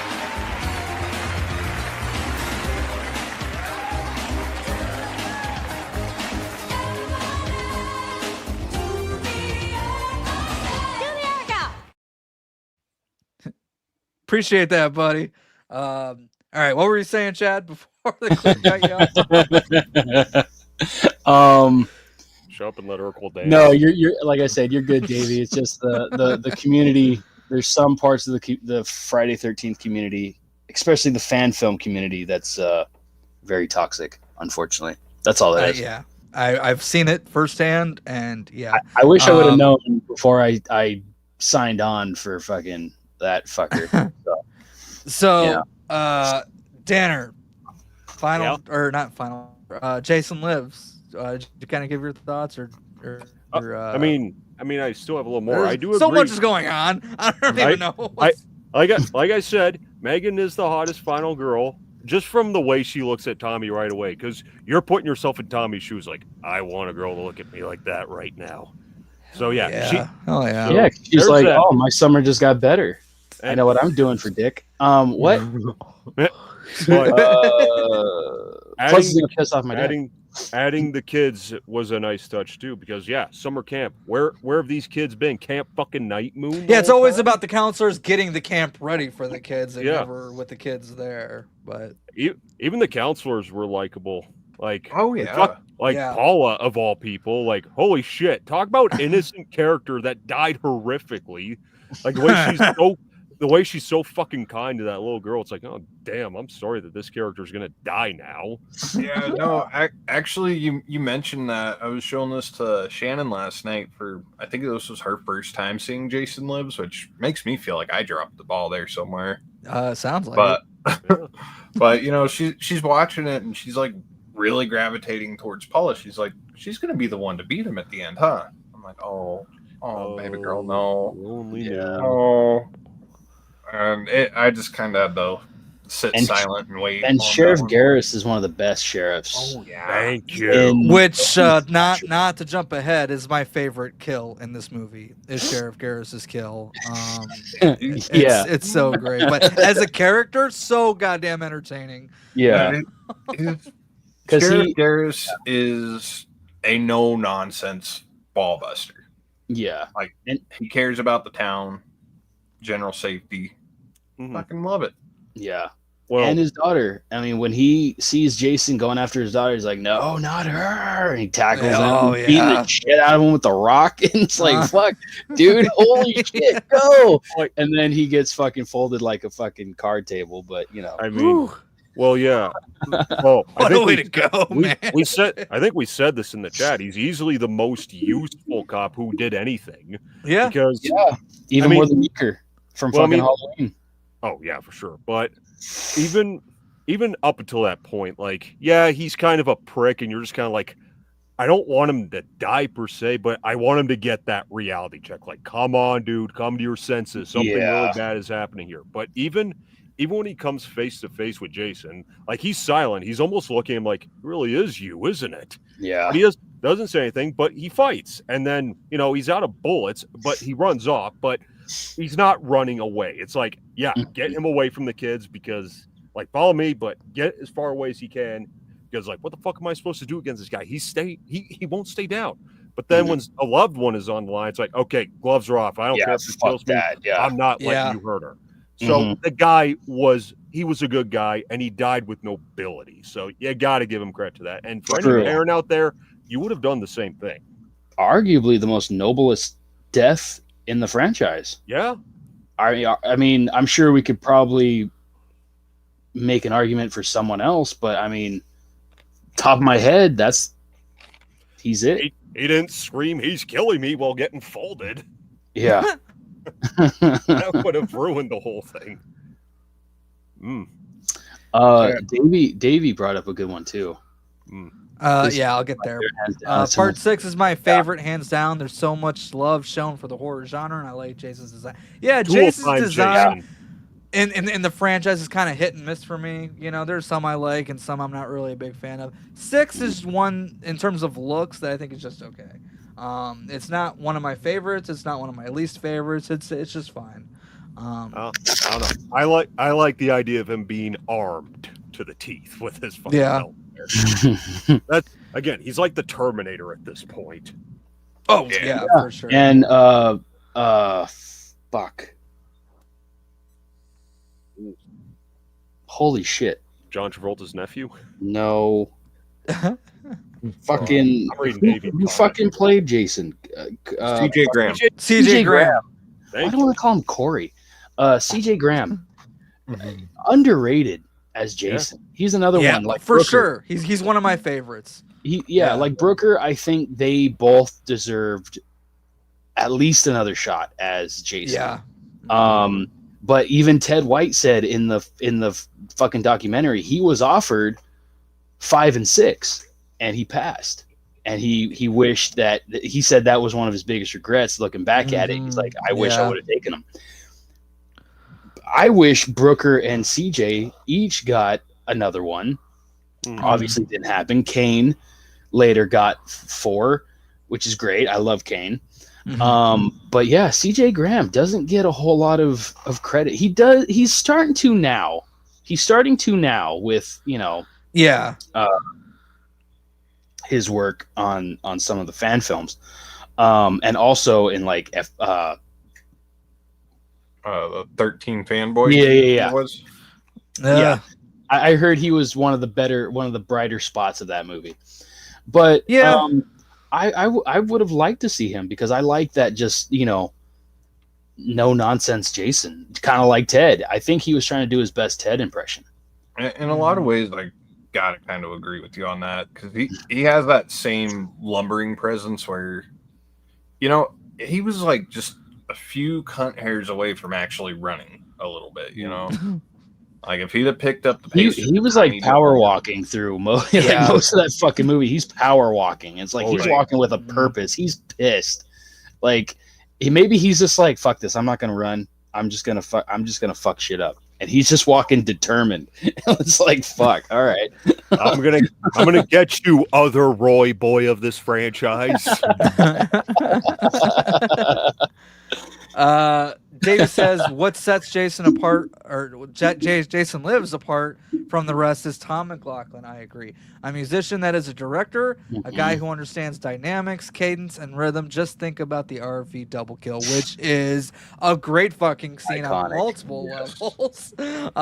First of all, Court's just a fun character in this movie. And again, you got the Alice Cooper on the soundtrack going. What are you doing back there? Taking a dump? Yeah, like that whole scene is just a great time. It's one of my favorite scenes in the franchise, honestly. Yeah. Oh man. And that girl he was banging too, Nikki, fucking. Which they were actually banging, if I'm not mistaken.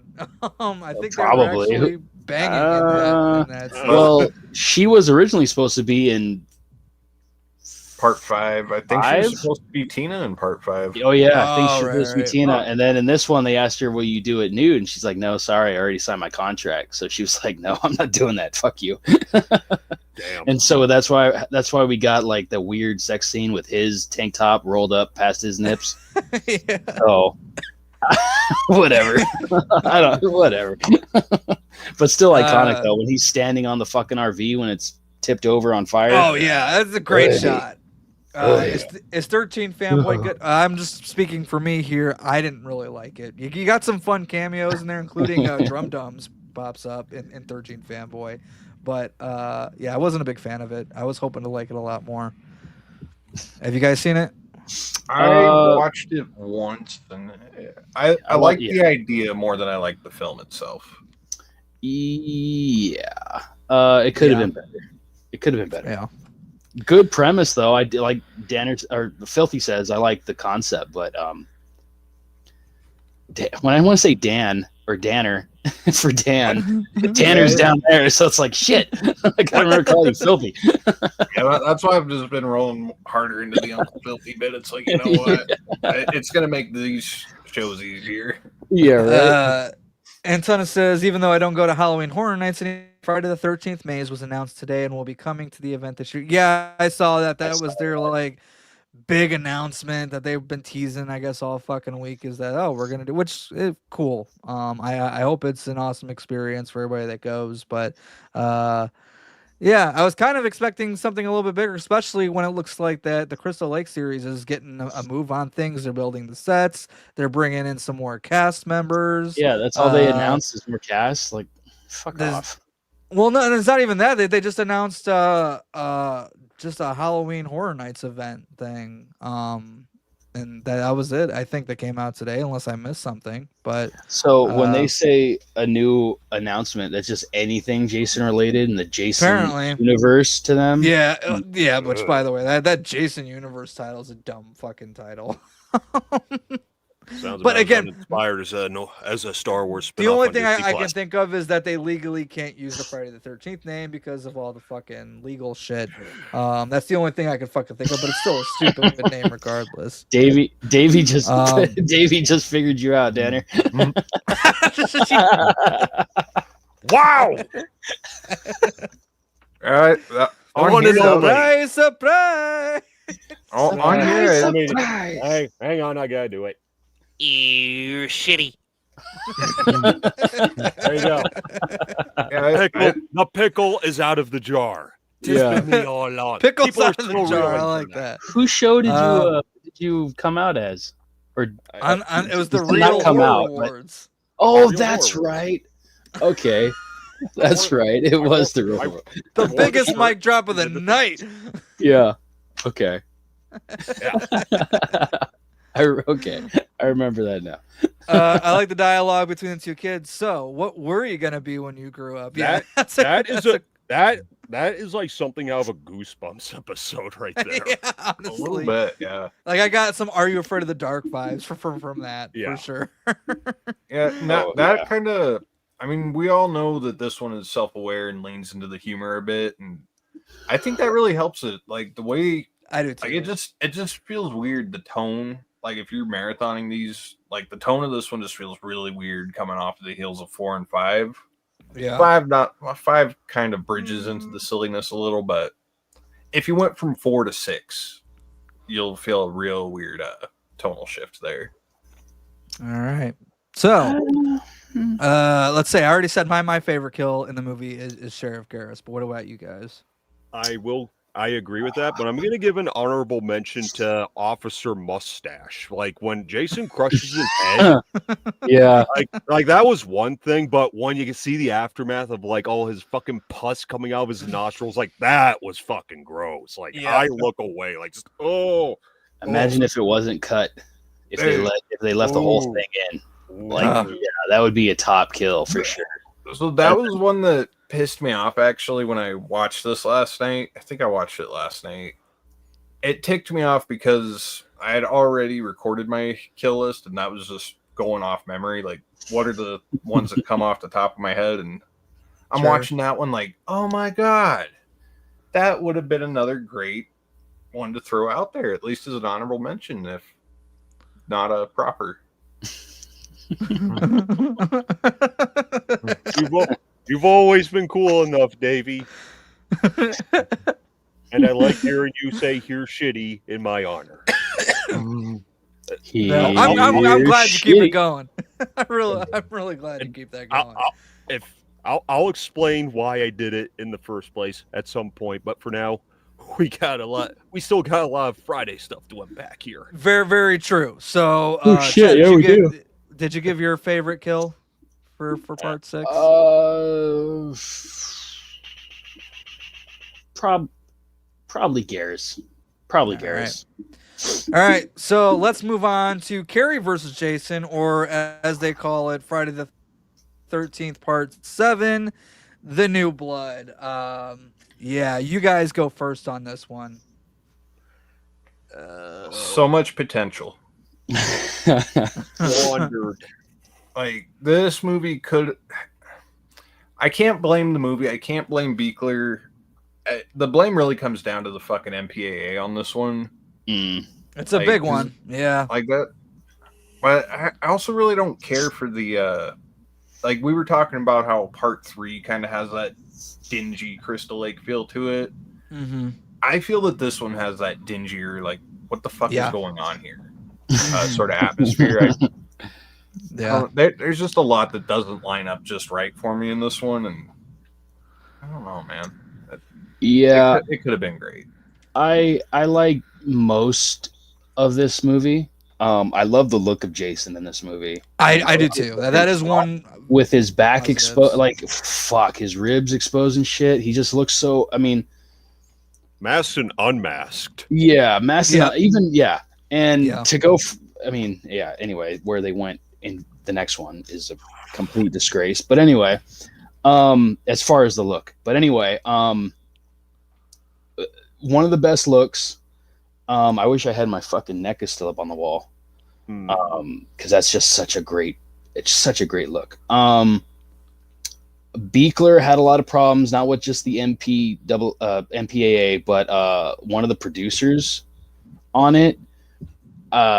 She didn't like the look of Jason for some reason, and so she like tried to nix that.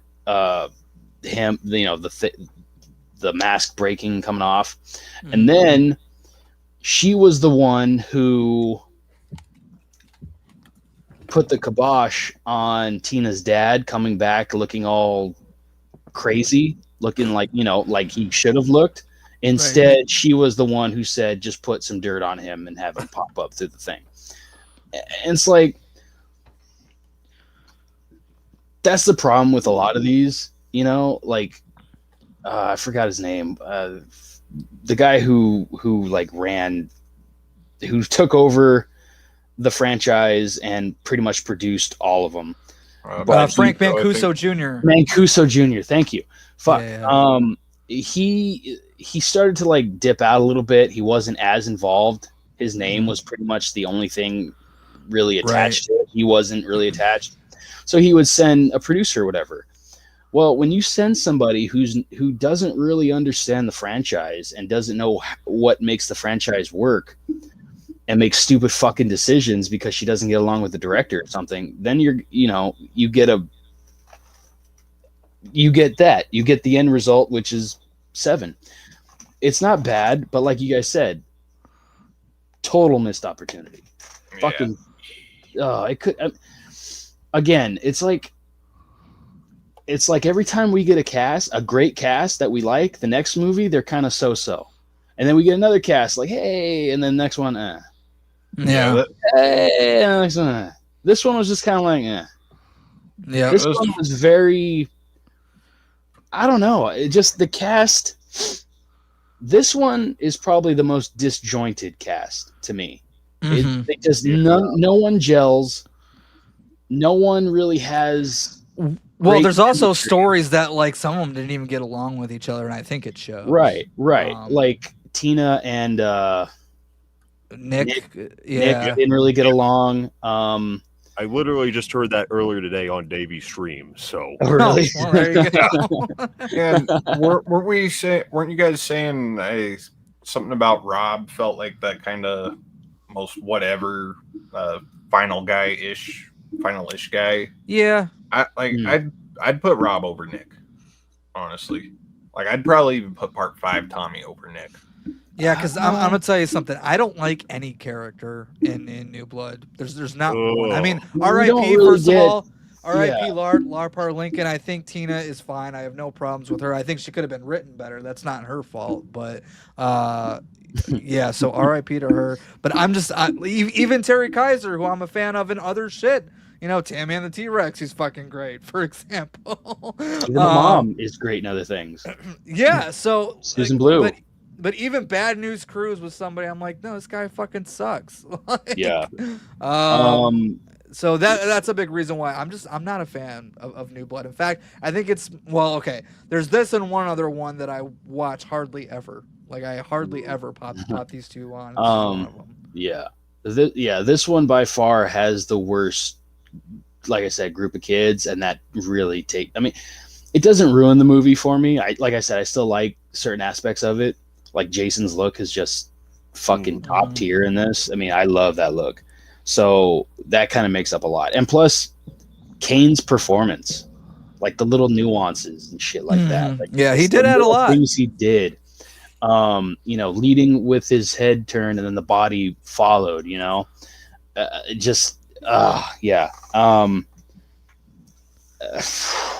Missed opportunity all around. Well, if we're going to talk about how unlikable the cast is, let's talk about that big see you next Tuesday, Melissa, yes. Who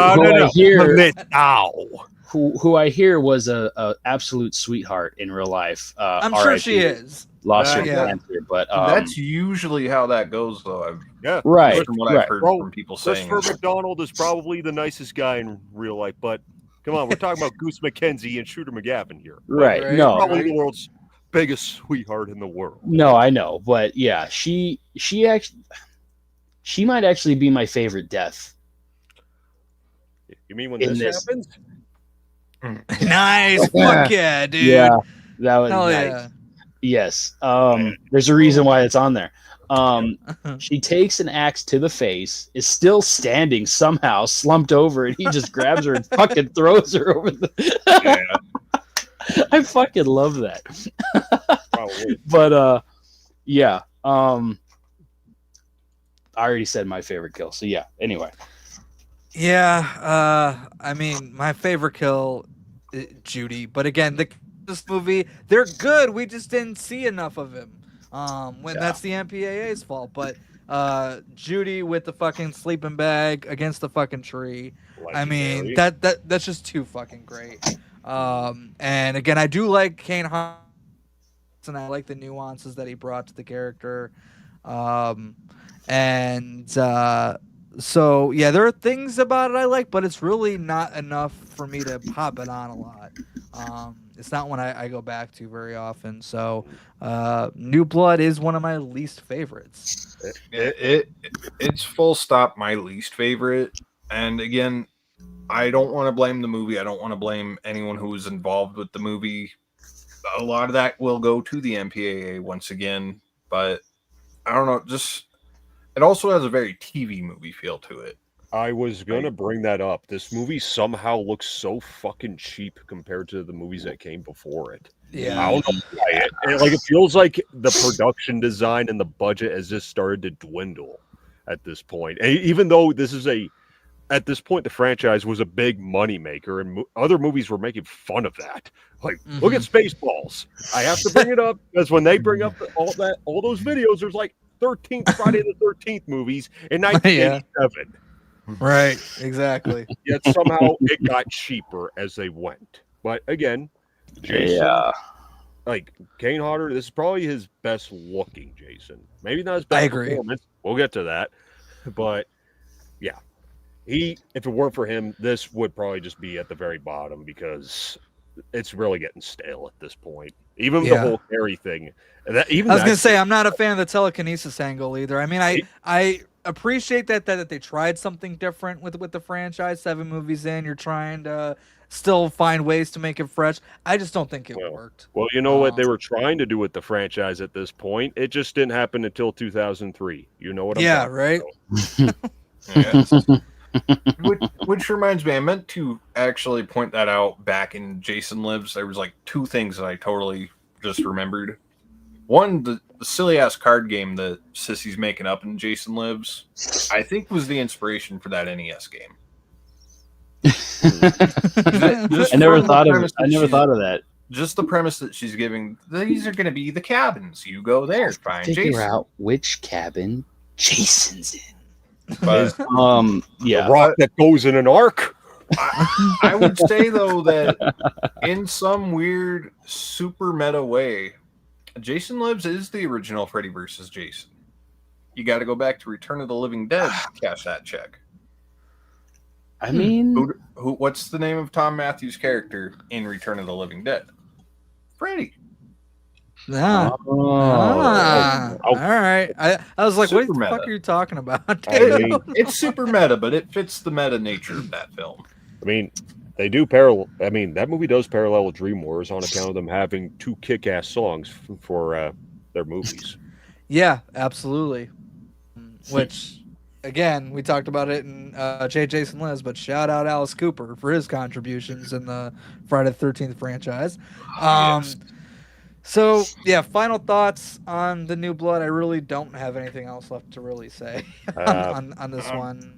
kind of a jumbled mess, still kind of watchable, but nah. The most interesting thing for me, character-wise, would have been Ben and Kate. What was their problem? Why were they fighting at the start of the movie? We don't know. Yeah, we got like no. That's That's another more big interesting- reason. That was more interesting to me than anything else that was going on in the movie. Like, what is their issue? honestly? We got like no character development in this fucking movie except Okay. for No. Tina. They focus most on Tina, and that was fine. I get why, but Right, like you she's the can give a final girl, shit you're about right. any of the kids. Yeah, Like no. not even Nick. Like okay, yeah, okay, but we I don't. don't give even a fuck remember all about their you. names, to be quite honest with you. I remember some of them. There's too many. Maddie, I Robin. think is one. Robin, Maddie, Eddie, Mike, Judy, Dan. we're doing better than we bunch of- gave ourselves credit for. yeah, a bunch of generic names. Fuck. You know- Steve. There is one other thing I wanted to point out where you could also tell where they were short on ideas. They actually do the cat jump scare.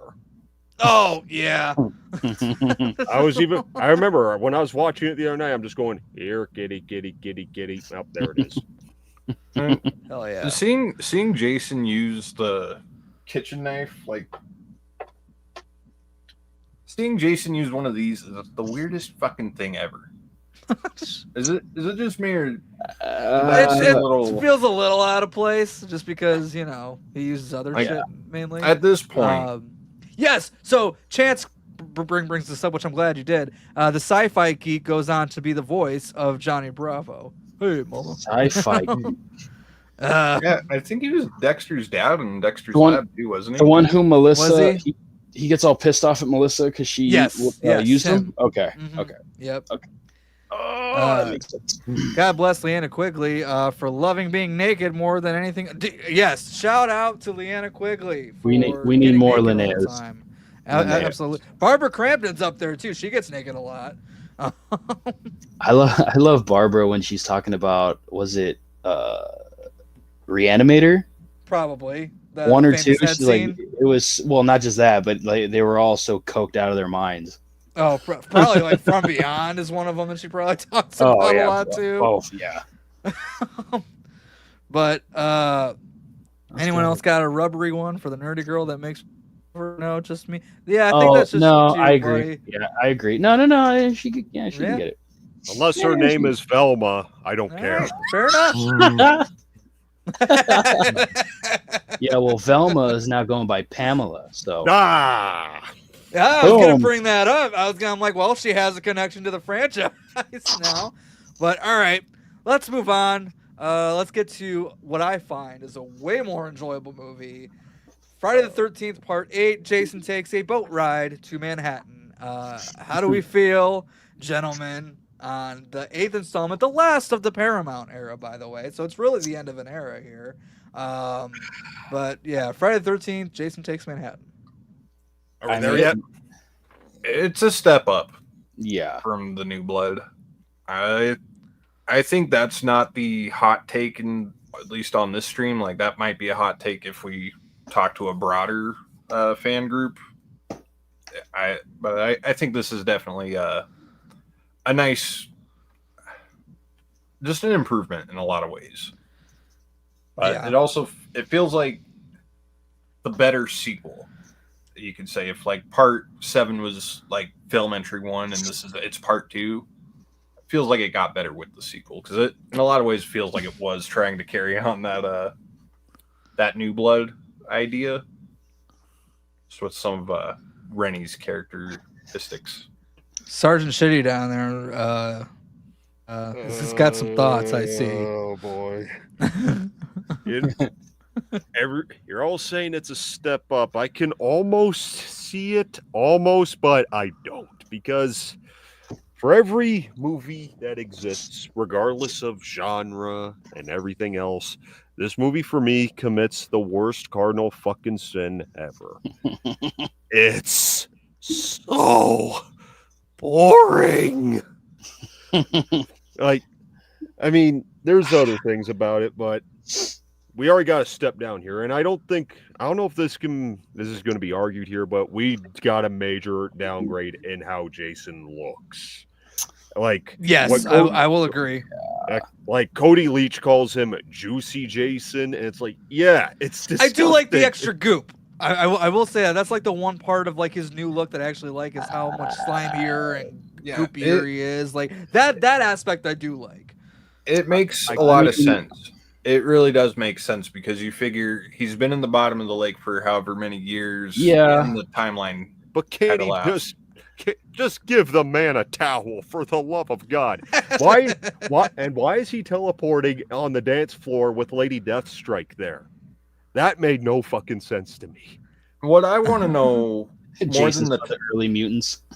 what I want to know more than the teleporting thing is how do characters not smell him lurking at this point? Yeah, right. Yeah, because he's got to be a stinky dude. I mean, I wasn't a big fan of the uber wet Jason. It's good to know that he's always ready to go, but when he takes the mask off, it looks so awful.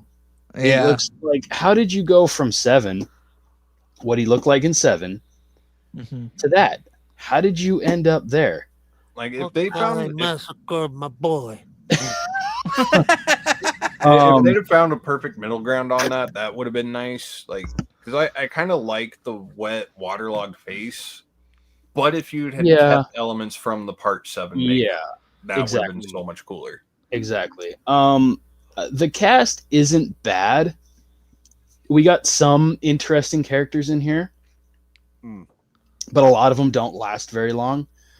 And plus, the final girl is very. Oh boy. She's very PBS. And if anybody knows what PBS is, points for you. But she's very PBS.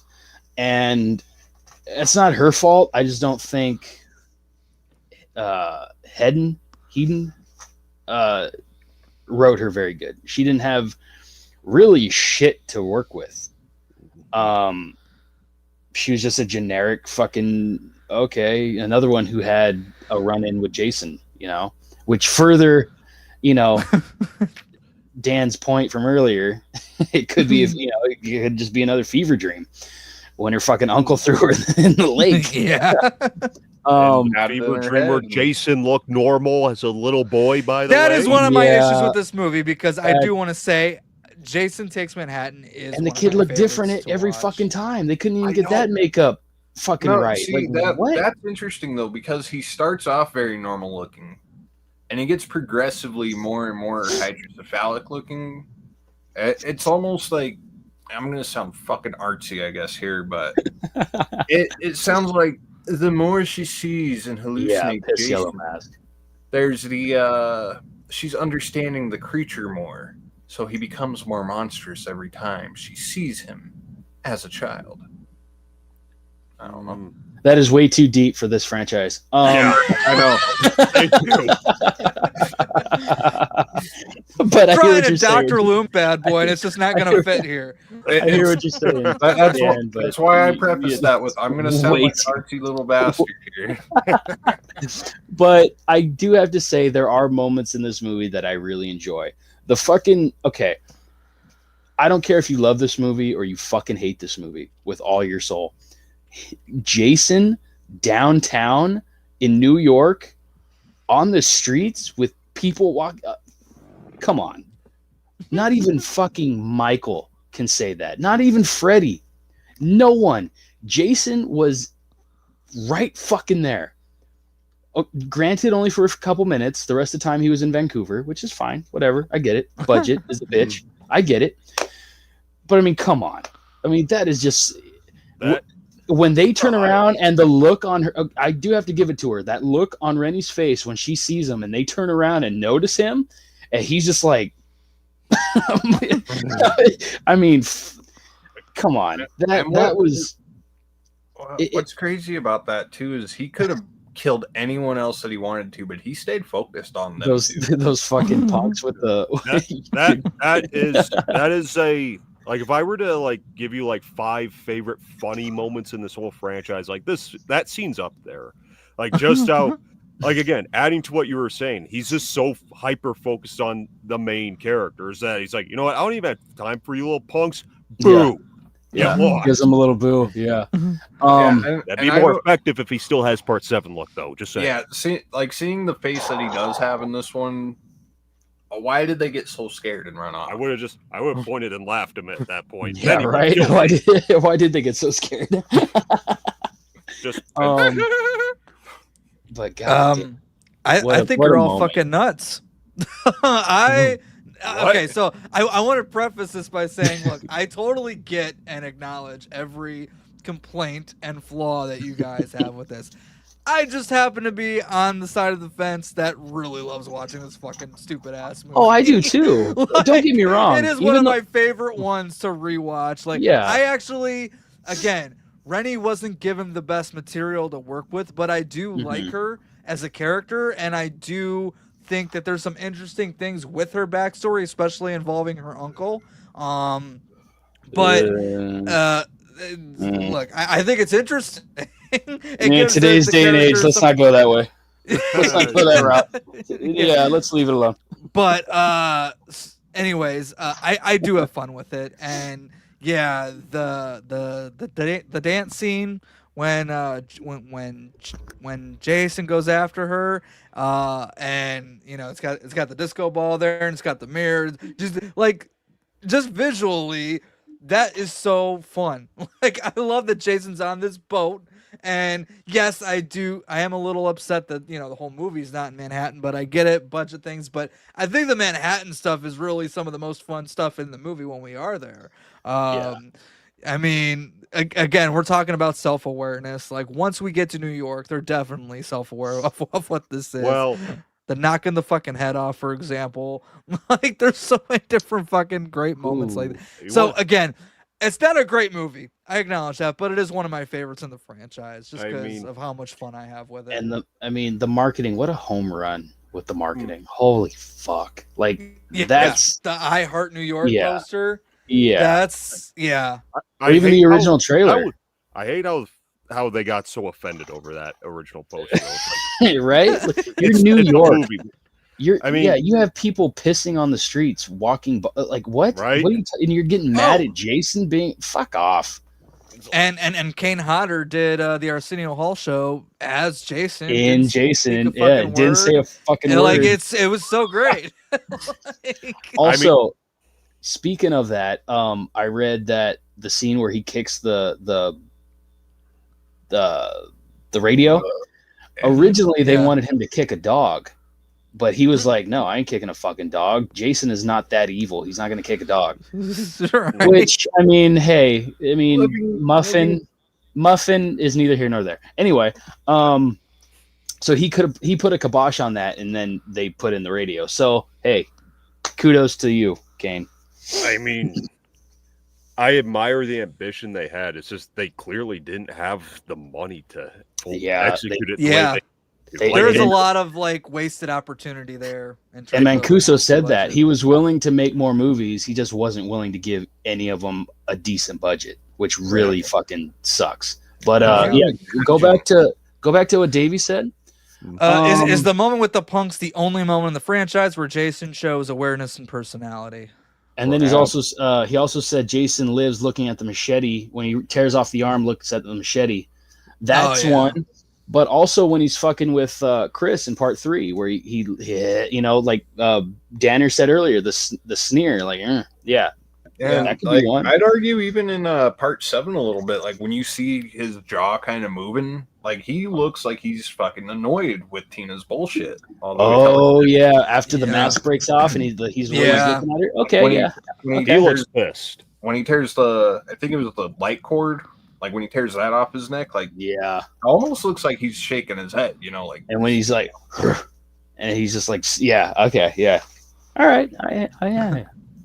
When Jason took off his mask and vomits up water, my dad laughed. My dad's very talented with special effects. He doesn't do it professionally, but he is so damn talented. That's cool, man. I Wow. love the art of special effects. Hell yeah. Yeah, they're like Remy, and then I corrected them. I was like, it's Rennie. Yeah, And then if we can't even get her name right, that doesn't. exactly. Now, Hey, look, if you want to talk fair about enough, awareness, like I think this movie also features a scene that let us know how Kane Hodder would really feel down the road when he decides to throw a certain chef played by a certain someone across Yes. into a mirror. Yes. Hey, that's foreshadowing. Although that shot's still funny to me, just because like that is the one moment you see Jason go against a guy who's taller than him. That's That's a funny to me. technical fail. and what's cool That's is a typical. and while he does that, it still plays into that hyper focus. Like he's like, I don't have time for your shit, big man. Get out of my way. Yeah. I am after these. Yeah. Like it, there's just so much greatness going on there, but the Ken Kane deal. Yeah. But Right. I don't think he Jason died, though. ate muffin, y'all. He did. He did eat muffin. I think All he did. All right. Takes Manhattan. Clearly, you guys are a little bit more critical on it, and understandably so. I get it. I'm more on the positive side of it. But any final thoughts before Kill we have to deal with Oh, this yeah. next one? Best kill. Julius for sure. I'm gonna Best say kill. Julius. Julius. Julius is probably Yeah. the best, but I forget Take her the best fucking shot. name. But again, I gotta go with the dance floor kill as my favorite. Just because again, stylistically, I just love everything about that scene. But Julius is Yeah. great. Julius. I've got 3 of them Ooh. just because they're so fucking hard to choose from. Like I could just pick out of a hat, and either one of them could be the best one. The Sauna Rock is up there too. Yeah, somebody Make else that brought that one up in the comments. Make that 4 then. The Sauna Rock is brutal, but JJ, like JJ with the guitar, that one. Oh, the guitar, yeah. sick. JJ is cool. Eva on the Yeah. dance floor. I do and of like course JJ. Julius. I don't know. Julius is a cool one too. I have to give it to Julius just because of how drawn out the whole boxing is. Because we all know he's really punching Kane, and like his Right. knuckles Oh, yeah. are bleeding. Yeah. And even Well, he's when- punching the when he's- mask. Yeah, and when Yeah. he's out of Yeah, that breath, shit hurts. it's so real. Now, and then Jason knocks his block off. Now, with Yeah. that being said, One I want fucking to punch. let's watch Jason go up against Shorty. Come on, Shorty the killer clown. Put up your news. Come on. He would cut him in half Yeah, probably. All right. in one fell There's swoop. One last thing I got to say here, and Oh. this is just one of my dumb little asides. Wayne is a young Dwight from Scary Movie 2. He survived the fire. He just got really bad. White from Scare. Yeah. Oh, Yeah. oh, you're funny. Let me I give did- you a hand. I can see that. But that was just something I noticed, like looking. I'm gonna be the back bigger at man it. and walk away. Wow. Whoa. Oh, what? Away. Jesus Wow. Christ. All right. Next up, we got Jason Goes to Hell, the Ugh. final Friday, which once again, it's not the final Look at Friday. that cock.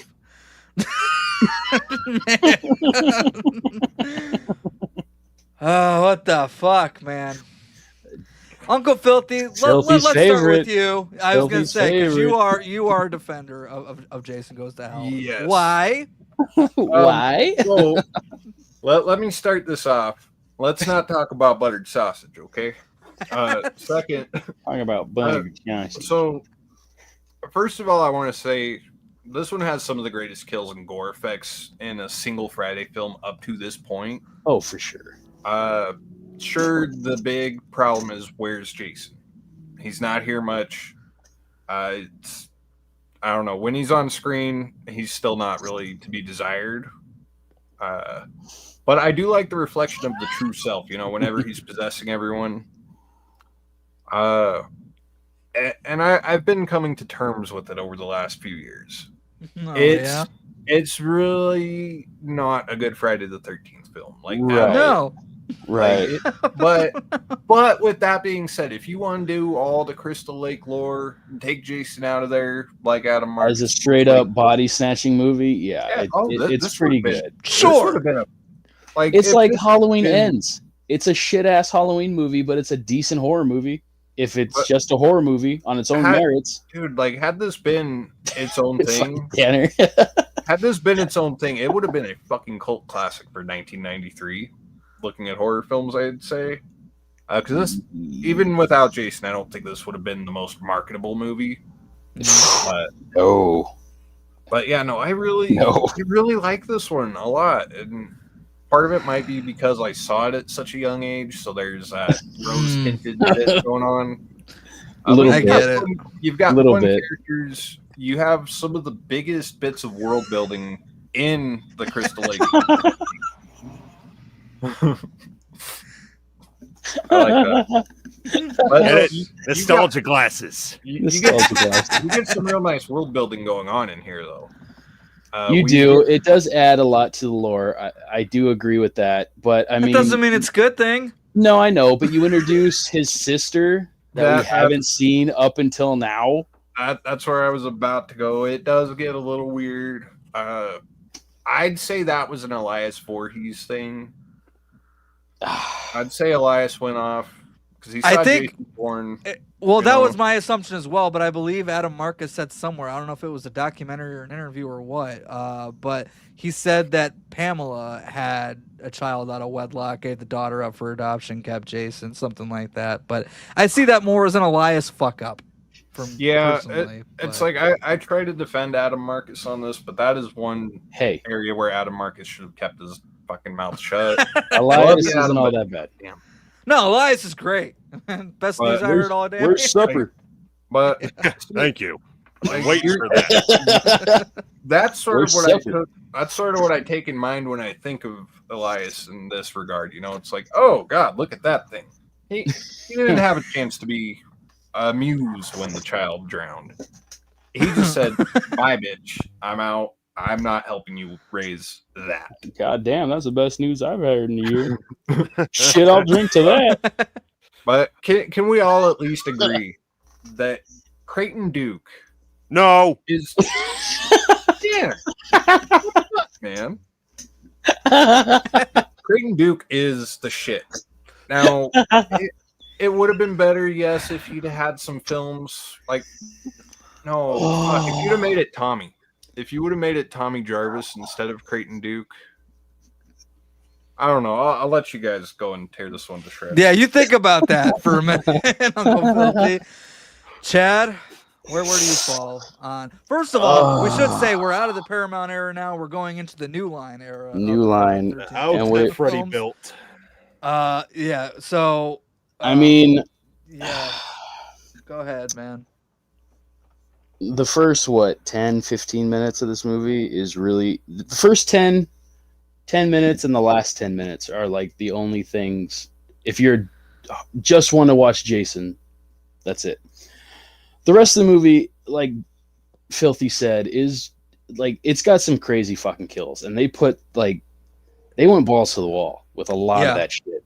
Yeah. And if it wasn't for that, this movie would be pretty much unwatchable to me. Because even though we do get Jason in the beginning and the end, it's a very bad Jason. Even with Kane, it's very, very bad. And it's not Kane's fault because I don't remember him grunting. If I remember correctly, it was Adam Marcus grunting, which Yeah. is just it just sounds so it almost feels like you're watching a Jason softcore porn. And it's like, what is this shit? Like, It feels what? very fan filmy before fan film was kind of a thing. Yeah. It Think feels to it. I mean, it I'm might on have been one of. it the feels first like a fan Make-A-Wish film. It's a Make-A-Wish Jason film. That's what it feels like. It's like Adam lied about having some terminal illness to get the job as director at 23 years old, and didn't know what the fuck to do with it.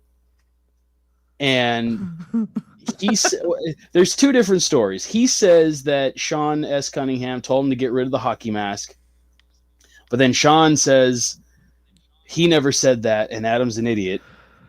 So I don't know.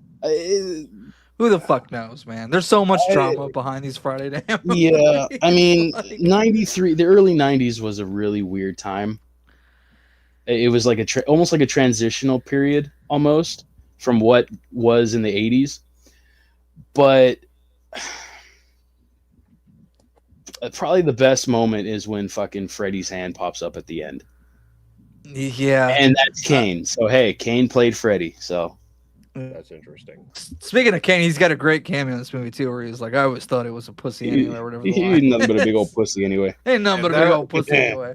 That's right up there with the Tango and Cash line when Stallone says Rambo is a pussy.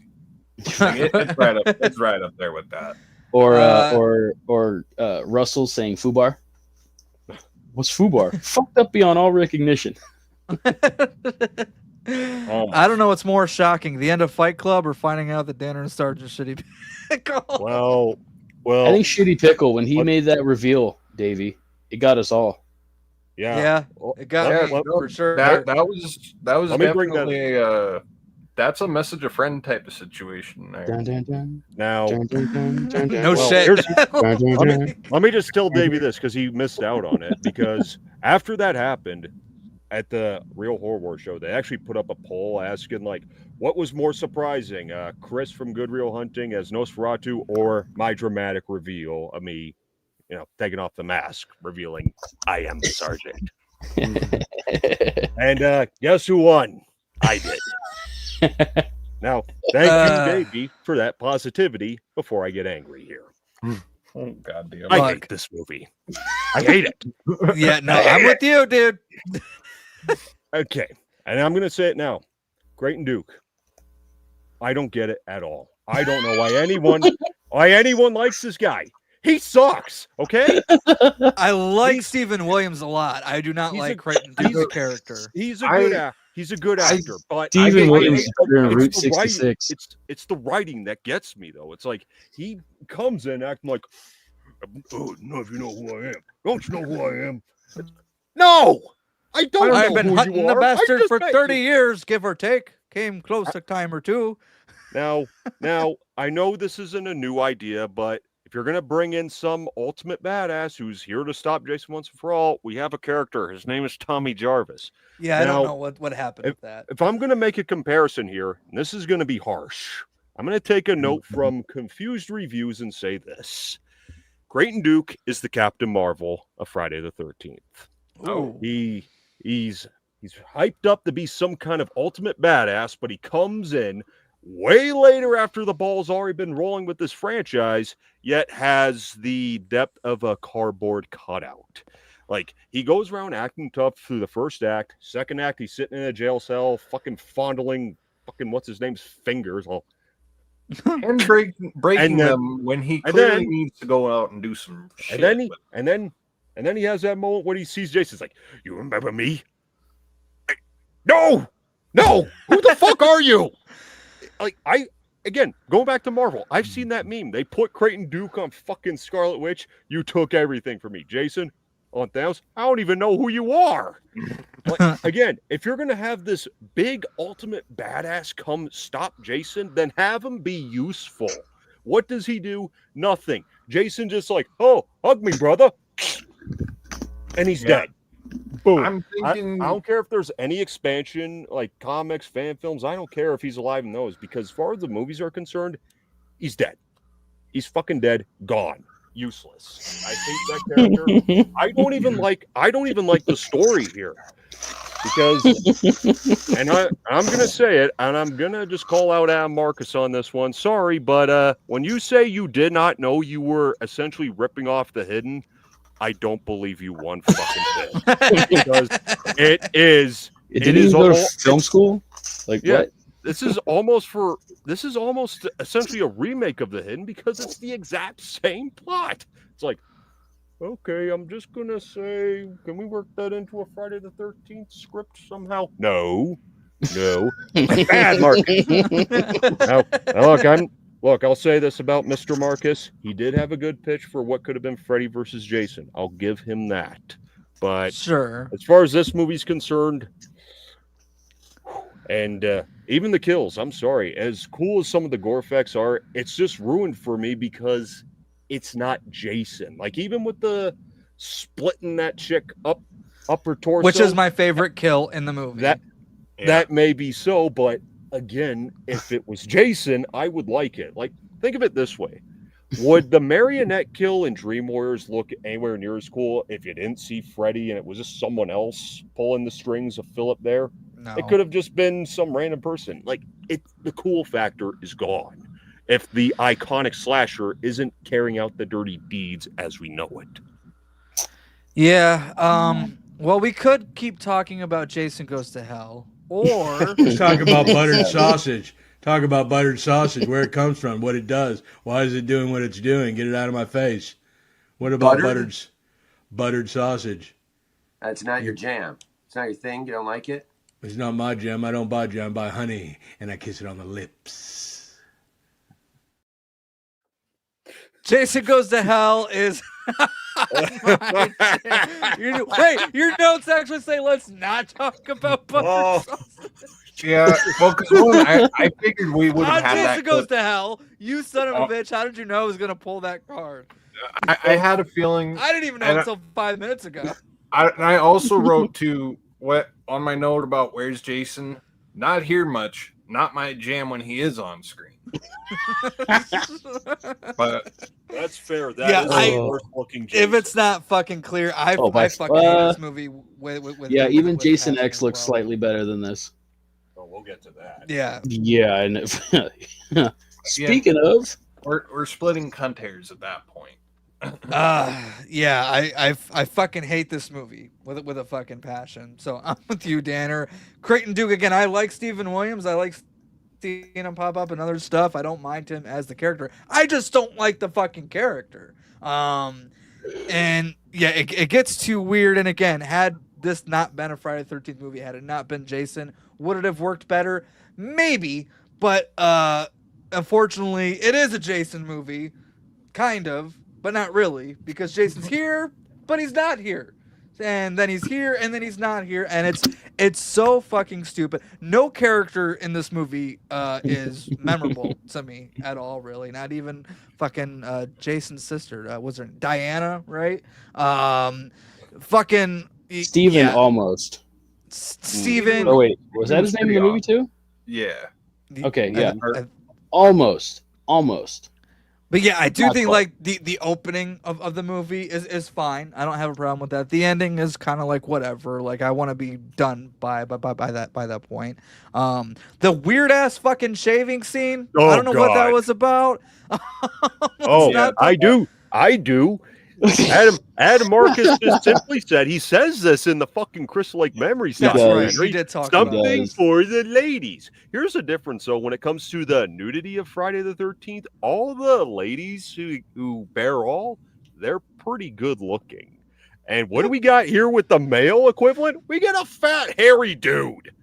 Yeah. You can't even get like some Let's kind of... appeal to the ladies. Are you chocolate sure? Like, It didn't Uh, work.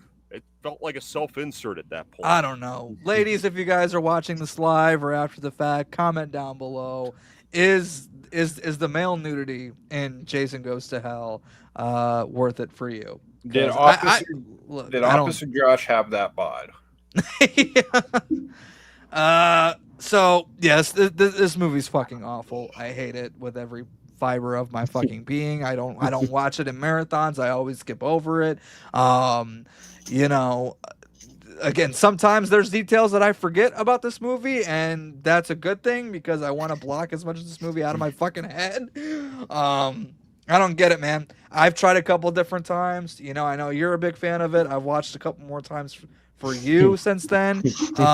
Can't do it. I just can't. I can't come around in any way, shape, or form. Yeah, I remember we did a watch party for it, and it was just like the closest we came to like arguing on camera almost.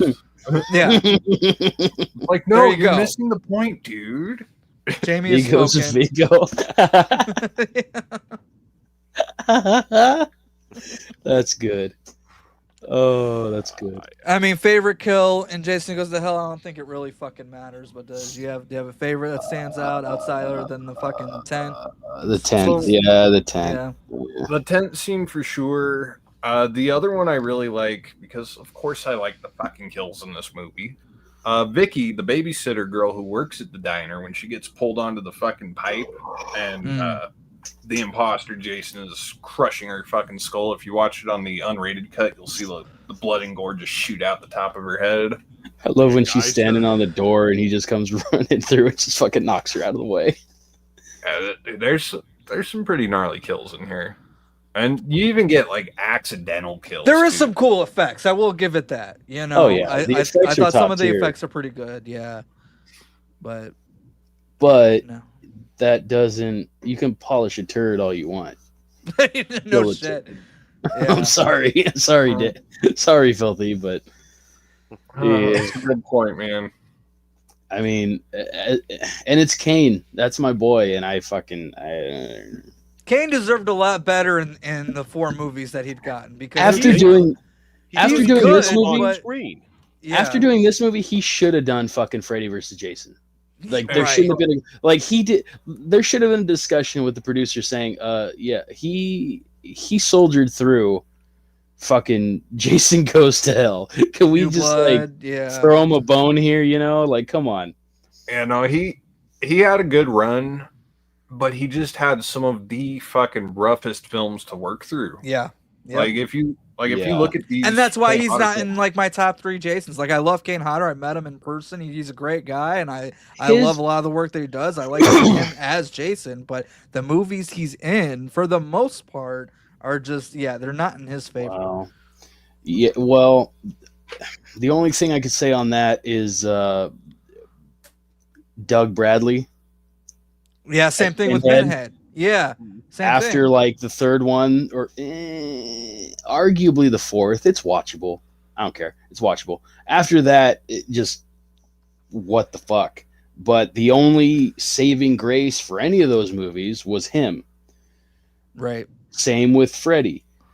Some people don't like 4, 5, 6. You know, there's a whole anyway in there.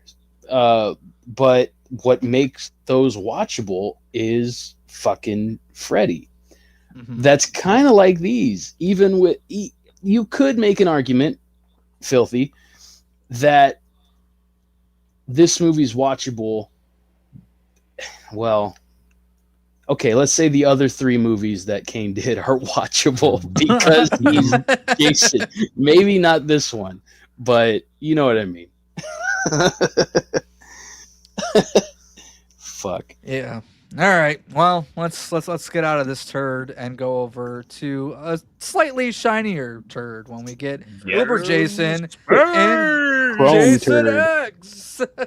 Boldly Chrome going where turd. no hockey masked man has gone before. Oh, I forgot about Base. fucking. Can we change our hottest final girl? Yeah. Too go late. ahead. Rowan. No, Rowan. No, I've been trying to save it. Rowan's pretty up there. Yeah. Rowan for sure, man. Oh, Rowan's up there. Yeah, Rowan Jason in LaFontaine. space. What could go wrong? So this What are you was talking about? this was my overall first Friday the 13th film, Hmm. and What a you way to know start.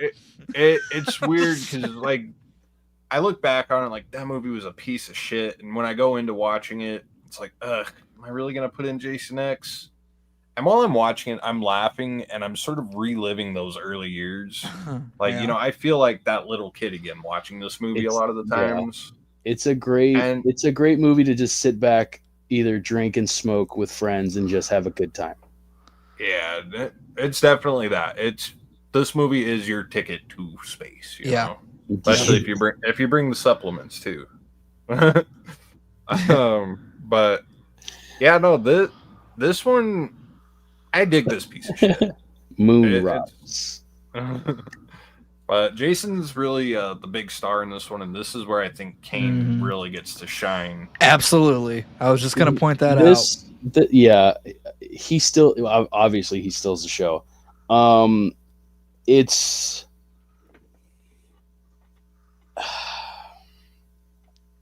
I don't want to say that it could have worked, because a lot of the space movies, Leprechaun in Space, fucking Hellraiser 4. Who else went to space? Fucking Dracula. I mean, Critters, but they're from space. so that doesn't Critter, really yeah. count. So But there is one that takes place entirely in space. Yeah, I mean, it was just a trend. I don't know why, but at that time, that's where war But- franchises go to die, my go friend. to die. Yeah, Great Beyond. Listening to the commentary from the writers and stuff,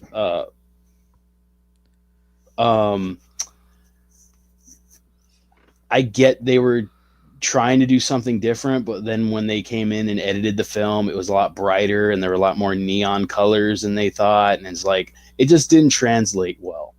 Sure. But it is fun because it's so fucking stupid and so outlandish. And plus, Jason just looks like Kane with a fucking hockey mask on. This is basically Yeah. what he did in makeup. Yeah. Just puts the mask on, no makeup required underneath. Yeah. Yeah. Like, what's going on, Robbie? I remember how mad I was at this movie. My Friday the 13th in the theater, or I'm assuming first Friday the 13th in Robbie, the what's theater. up, man? And it's a complete spoof and parody. What a nightmare! I'll take Jason Goes to Hell over this any day. I got a hard disagree on that one. Man. Oh damn, he just showed up then. Yeah, because okay, They Jason tore it X, apart. It's a stupid fucking movie, but Damn. like you guys, I have so much fun watching it. I think it's a really good time to pop on, as you said, like especially Stone. You pop it on, you laugh, you have a good time, and there is fun to be had there. There is entertainment value. You can see Todd Farmer's name all over this fucking movie if you know anything about Todd Farmer and the other kind of movies that he does, like My Bloody Valentine 3D is another example. There you go. Drive Angry.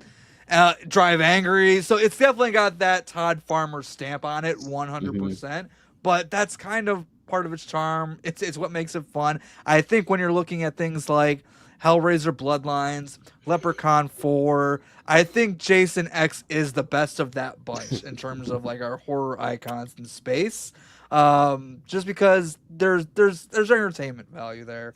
I have a good time watching it, even though it's not a good movie, and you can pick it apart all day long, and I wouldn't argue with any of it. It is my kind of bad movie, though. Yeah, exactly. Like, I just like from a marketing gimmick gone horribly wrong with Jason Takes Manhattan to a piece of shit that is Jason Goes to Hell. Maybe at this point I was just like, I'm kind of numb at this point, so fuck it, just go B movie trash. I mean, you're gonna open with Jason and me. Yeah, I'm not the biggest fan of how he looks normally in this movie because, like I said, he's not even like he's still got the hair for God's sakes, but Pretty bad. but you're gonna open with him impaling David Cronenberg like he's fucking Scorpion there. Like that. I'm already in for this shit. Like they've got the fucking gore there, and once they go into space and it gets so ridiculous, I can't help but enjoy it. And since I was harking on Creighton Duke here, I mean, guys, if you want a true badass here who's gonna take down Jason, Brodsky. Fuck Creighton Duke. I'll take Brodsky all day, every day. What the fuck is going on? Jason fucking Voorhees, that's what's going on. He actually can't takes argue down that. Jason fighting. He dies in the process, but he does defeat him dressed like a fucking like Red Master Chief there, which was odd. This Halo was launched the same year as this. So was it a quinkydink? I don't know. And Uber Jason looking like Lord Zed's cousin over there. Dude, Uber Jason's fucking boss though. I can't help it. Like, yeah, this movie is garbage, but it's my kind of garbage. It is delicious. Delicious garbage. Now, I haven't watched the new fast food. 4K from Arrow, but I'm betting it looks fucking gorgeous. So I'm excited to pop that in and watch that. 'Cause I did get it, but what's up? Oh yeah, I gotta pump those brakes. Yeah. I won't stand for a Hellraiser. Look, Hellraiser Bloodline. It's not one of my favorites, but I'll take it over most of the sequels for sure. That's the last one that I enjoy. Right. It's a mixed bag for me, but that's the last one that I really enjoy. There's some good shit in that movie. I love the dude who takes on Jason and sacrifices himself. So there you go. That's what you were just talking about. Yep. So yeah, favorite kill. I mean, the liquid nitrogen for me. That's too iconic. I gotta go with that one. I know it's the easy answer, but that's the one I'm gonna stick with. On Bruce Campbell approves of that kill. It's so good. I like that one, or the guy who gets dropped onto that fucking the auger. You know, it's fucking hilarious because those are actually the two that I wrote down. And when we did our big summer series for this back in 21, like, I'm pretty sure I was like, I'm going to play the contrarian card here, and I'm going to go with Condor. Falling on that giant screw, that's infinitely cooler. It's still pretty fucking cool, but I can't keep lying to myself with the liquid nitrogen one. Like, I've been trying to say, no, everybody likes it. That's all the reason. For good reason, though. Yeah. I've come to terms with the reality that kill is just fucking great. Yeah. This also has one of the worst kills of the franchise too. I mean, the character quite literally summed it up before it happened. Oh, sucks on so many Yeah. levels. My God, that was awful. Yeah. But At least she passed. At least she passed. Yeah. You I did not know. pass. I didn't realize this until my most recent viewing. Is that one stoner guy? I didn't realize that was the fucking drug dealer guy from Harold and Kumar. I didn't know. Oh yeah. That's my I didn't baby. fucking think about that. I didn't even know that was him. Now here he is playing a stoner 411? in a Friday. Yes. 411. 11-16 or whatever the fucking numbers. Yeah, whatever the fucking numbers were. What kind of hippie am I? I'm a business hippie. I understand supply and demand. On the kills here, though, for the most part, the kills are pretty great in this film. Like, there's only a Bad few shit. nitpicks, bad kills. Yeah, that sucks. You want to One that I smoke some weed and have some premarital sex? Like that's a great scene too. The simulation. I was getting ready to say that I'm gonna is. smoke some pot. I prefer that sleeping bag kill over part 7.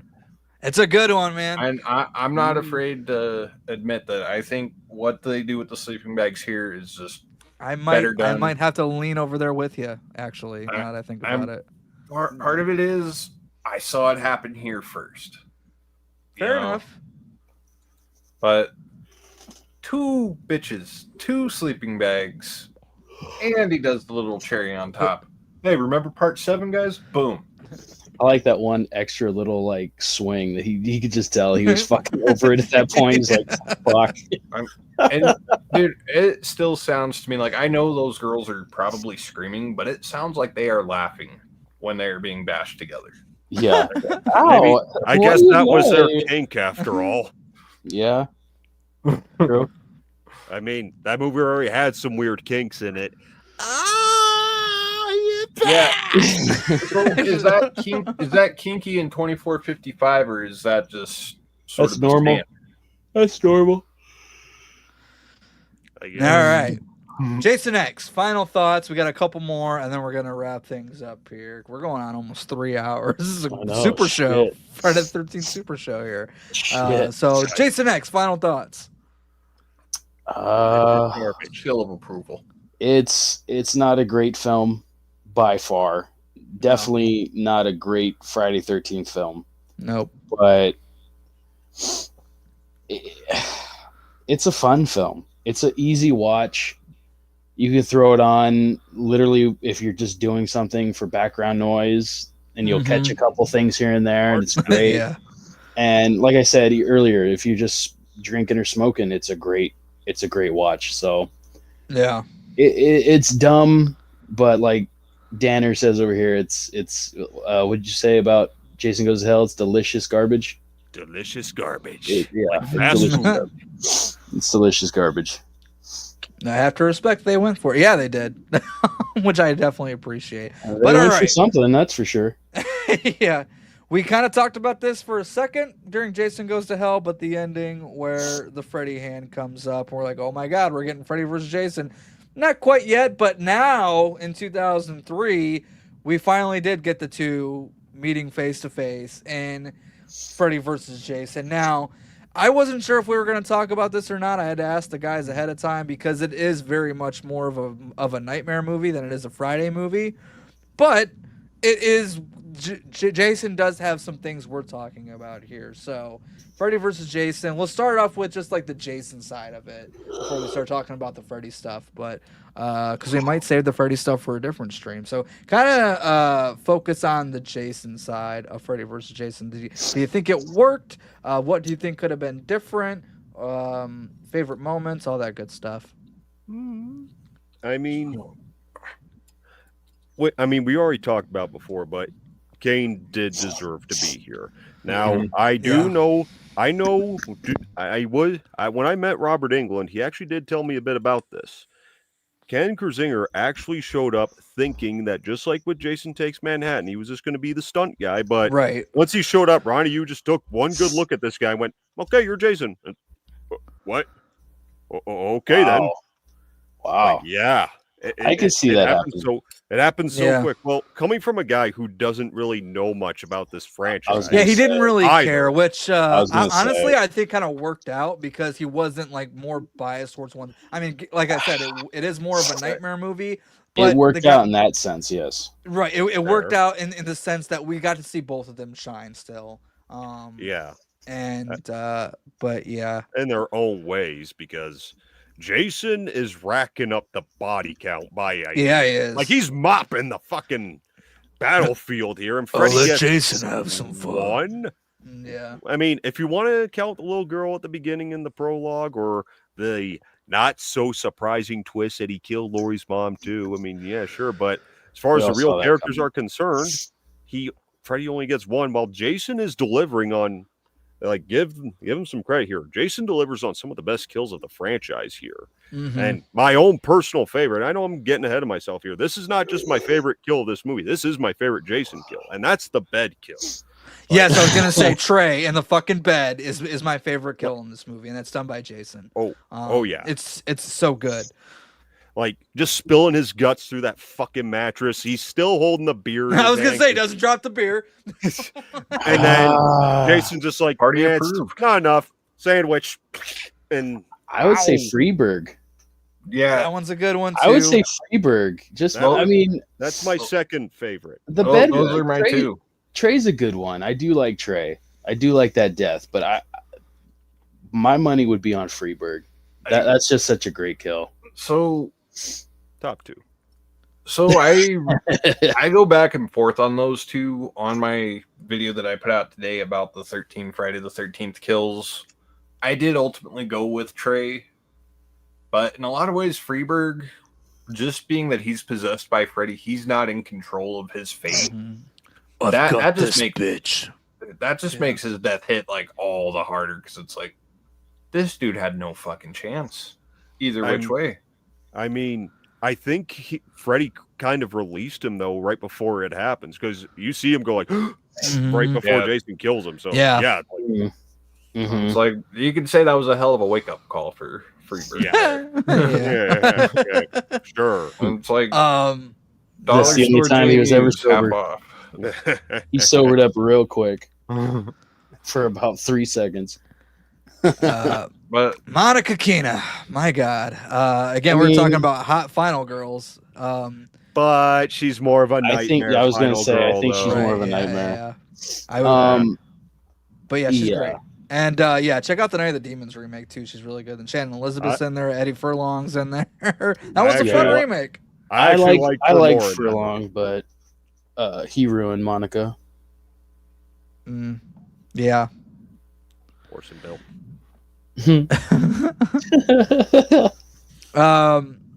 So yeah, again, I don't have a problem with Ken Kersinger in this movie. No. I thought he did okay, especially for what the movie is in terms of tone.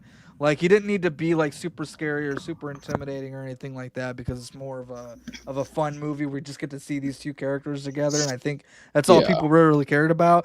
But you're absolutely right. It absolutely should have been Kane Hodder. He deserved that spot. He worked hard to get there. He had to go through Jason Goes to Hell, Jason X. You know, some would argue The New Blood as well. He had to go through all that not to get Freddy vs. Jason. And again, I brought this up before, but if you haven't seen Adam Green's horror sitcom he did a couple years ago with Joe Lynch, they do a podcast together called The Movie Crypt. They also did a show called Holliston, and it's really good. You guys should check it out. Kane Hodder's in a couple episodes, and he's playing himself, as a lot of the celebrity appearances do. You have Tony Todd in there as well, and Danielle Harris, and so many good people on that show.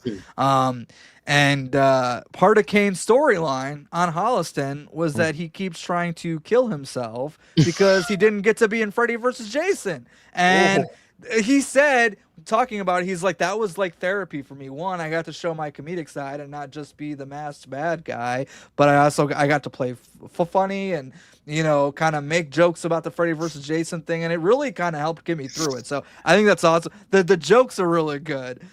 And I wonder if they got that story from WWE, because there was a referee named Tim White, and he fucked up the finish to a match, and like it was like everyone saw it. So there was a storyline where he kept trying to fucking kill himself in backstage segments.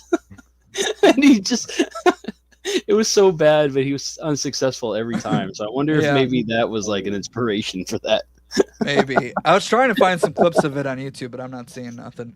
But yeah, it's great. Check it out if you guys haven't seen it. But yeah, Freddy vs. Jason, it's a really good time. Like I said, it's more of a nightmare movie than it is a Friday movie.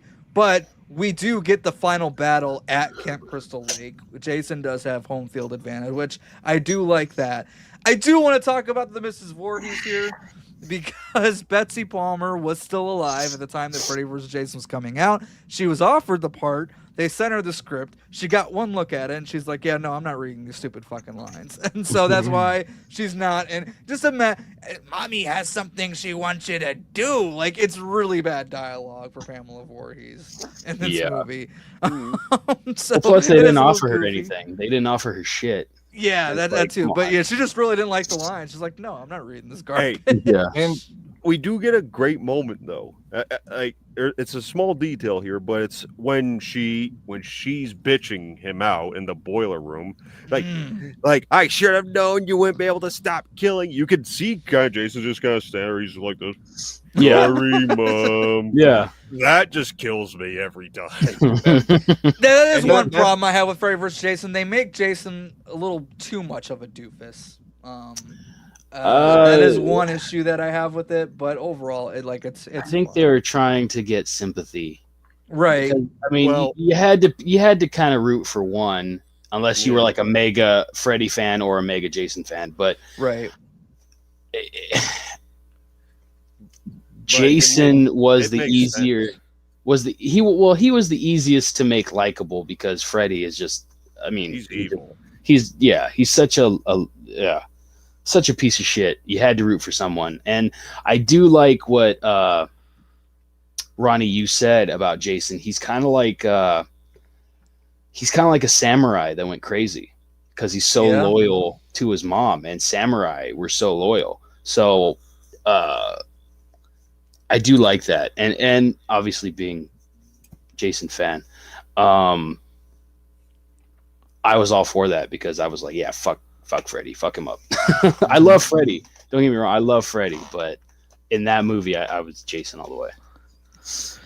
All right, so Freddy vs. Jason. Any final thoughts that we want to touch on?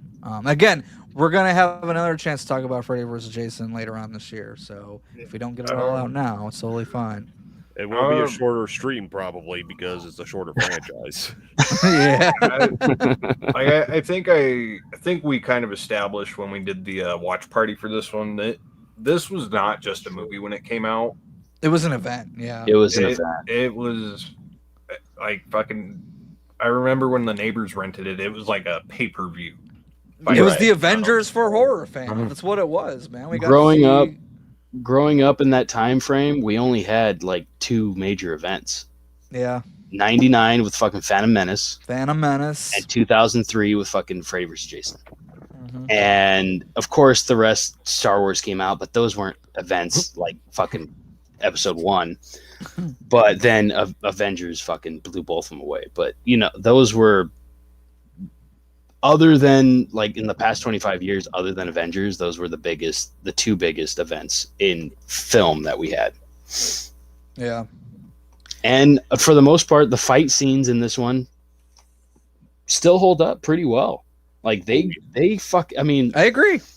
That last fight scene, that whole third act. Oh man, that's so good. When she pulls him out of the dream and he just like turns around, dude, he like notices, he's like, Freddy's fucking face there.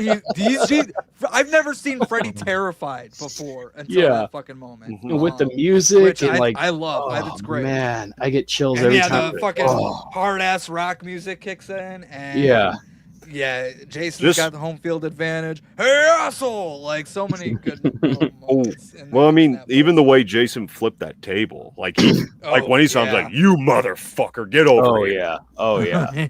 he was not playing. He was. Yeah, I love that fucking whole part. Man, the torpedoes. Last thing I'm gonna say is it's a movie that I loved when it came out. I had a few years there where I kind of fell out of love with it. Like, it's stupid, but you know, that love's coming back, and it's coming back real strong. Yeah, dude, I fucking love this movie. It's so much fun. It holds up. I mean, obviously, us horror fans, we can nitpick the fuck out of all these movies, but this one, I mean, given what we got, it was. Oh man, I remember going to the comic book shop and fucking getting Fangoria, or not getting it, but reading it there because I couldn't buy it. But I read it and reading all the shit behind the scenes, like, oh my god, this is amazing! I can't wait for this fucking movie. And yeah, it hit my expectation. I mean, the story is weak, but you know, it could have been better. That is what it is. I mean, it could have been a lot worse too. Though. They delivered. Think of the alternate versions we could have gotten. So I'm thankful that we got this one. Exactly. I mean, even Batman v Superman isn't as good as this. No, doesn't even hold a candle. Long shot. Doesn't even hold a candle. You need to make a comparison. Just compare the fucking title cards. Which, by the way, probably my favorite title card in any movie ever is Freddy vs. Jason. It's that good. Oh yeah. All right, so moving on to the last one. I know this has been a long stream, so if you guys are still hanging out with us 3 hours in, thank you guys so much. Be sure to drop a like. Make sure you guys let us know that you like these kind of shows. But for right now, how many more do we have? We got one more left. Oh. We got one more left, and then we're done. I thought we were doing all the fan films, too. Yeah, no. Friday the 13th, the 09 remake, reboot, sequel, whatever you guys want to call it, because it's kind of a little bit of everything. Yeah. Friday the 13th, 09. Now, again, this is another one that's very divided. You have people who absolutely hate it, and you have people who absolutely love it. So where do you guys stand on this one? Mostly loving it. I love it. Yeah, I love it. I have very few problems with this one. Yeah, this one's in my top 2. That's how much I love this one. I mean, any criticism anyone could throw at this movie, it's like, can't you apply it to literally any Friday the 13th Every single movie? one, yes. Like what the fuck? I mean, well, that's the thing with Friday the 13th as a whole. They're not high art. They're summer slashers that are not exactly a material, but for what they are, they're entertaining. And what do we get here? We just get a modern version of it. That's all it is. And as far as I'm concerned, there's nothing wrong with that. Despite the simplicity, it's enjoyable as hell. And you got Sam Winchester here, who is a much better version of Rob Oh, You got- for sure. You get For away. sure. You get that awesome 20-minute long opening. I think it was like 20 minutes before we get the title card. Almost a half hour. Yeah, it was pretty good. Yeah, You got some of the best nudity, some of the best kills, and one hell of a Jason. stupendous nudity. I love that Stupendous. shot right before the title card where he's running and he comes up and he's like, Oh yeah, dude, that I 20-minute fucking cold love open is arguably the best 20 minutes in the whole damn franchise. No, in horror, maybe. I'm willing to say in horror in general. Yeah, you might be right. Maybe. It's, I mean, it's fucking incredible. I'm That trying to first think 20 another minutes. one, but I don't know. I remember watching this for the first time and thinking, "Fuck, this movie's moving a little too fast. What the hell's going on?" It's Mhm. no way. It's already been like 40 minutes. That's just how badass that opening was. Like, it almost gives you a whole Friday the 13th film within the span of 20 minutes. There, Yeah. Well, actually, it kind of gives you 4 Friday the 13th films in one because you really kind of have these different things from part 1, 2, 3, and 4 kind of all integrated into this one movie, which honestly should not work on paper. That should be a jumbled mess, but yet somehow they found a way to make that work for them. I think this group of characters is probably some of the best set of characters that we have in this whole franchise. Chance brought up this question earlier. I highlighted it. Who do you think is the bigger douche? Trey from Freddy vs. Jason or Trent from the remake? I'm gonna say Trent, but Trent. I kind of Trey like was Trent. a pretty big douche. Yeah, I'm gonna go with Trey because you know what? At least because you know what? I mean, despite his flaws and how much of a douche he was, like Trent did let a buddy borrow his car for one and saying, "I trust you, don't worry." So Mhm. clearly he had a healthy friendship with his friends, but like, look at Trey for a second there. He just fucked Catherine Isabel's brains out. She calls up with him. He's like, "Babe, you know I don't like to be touched after, okay?" Hair smells like menthol anyway. It's such a fucking weird thing to say. I What? know. I don't like to be touched after. Who hurt you, bro? Like, what? What are you talking about? Ginger Yes. snaps hurt him.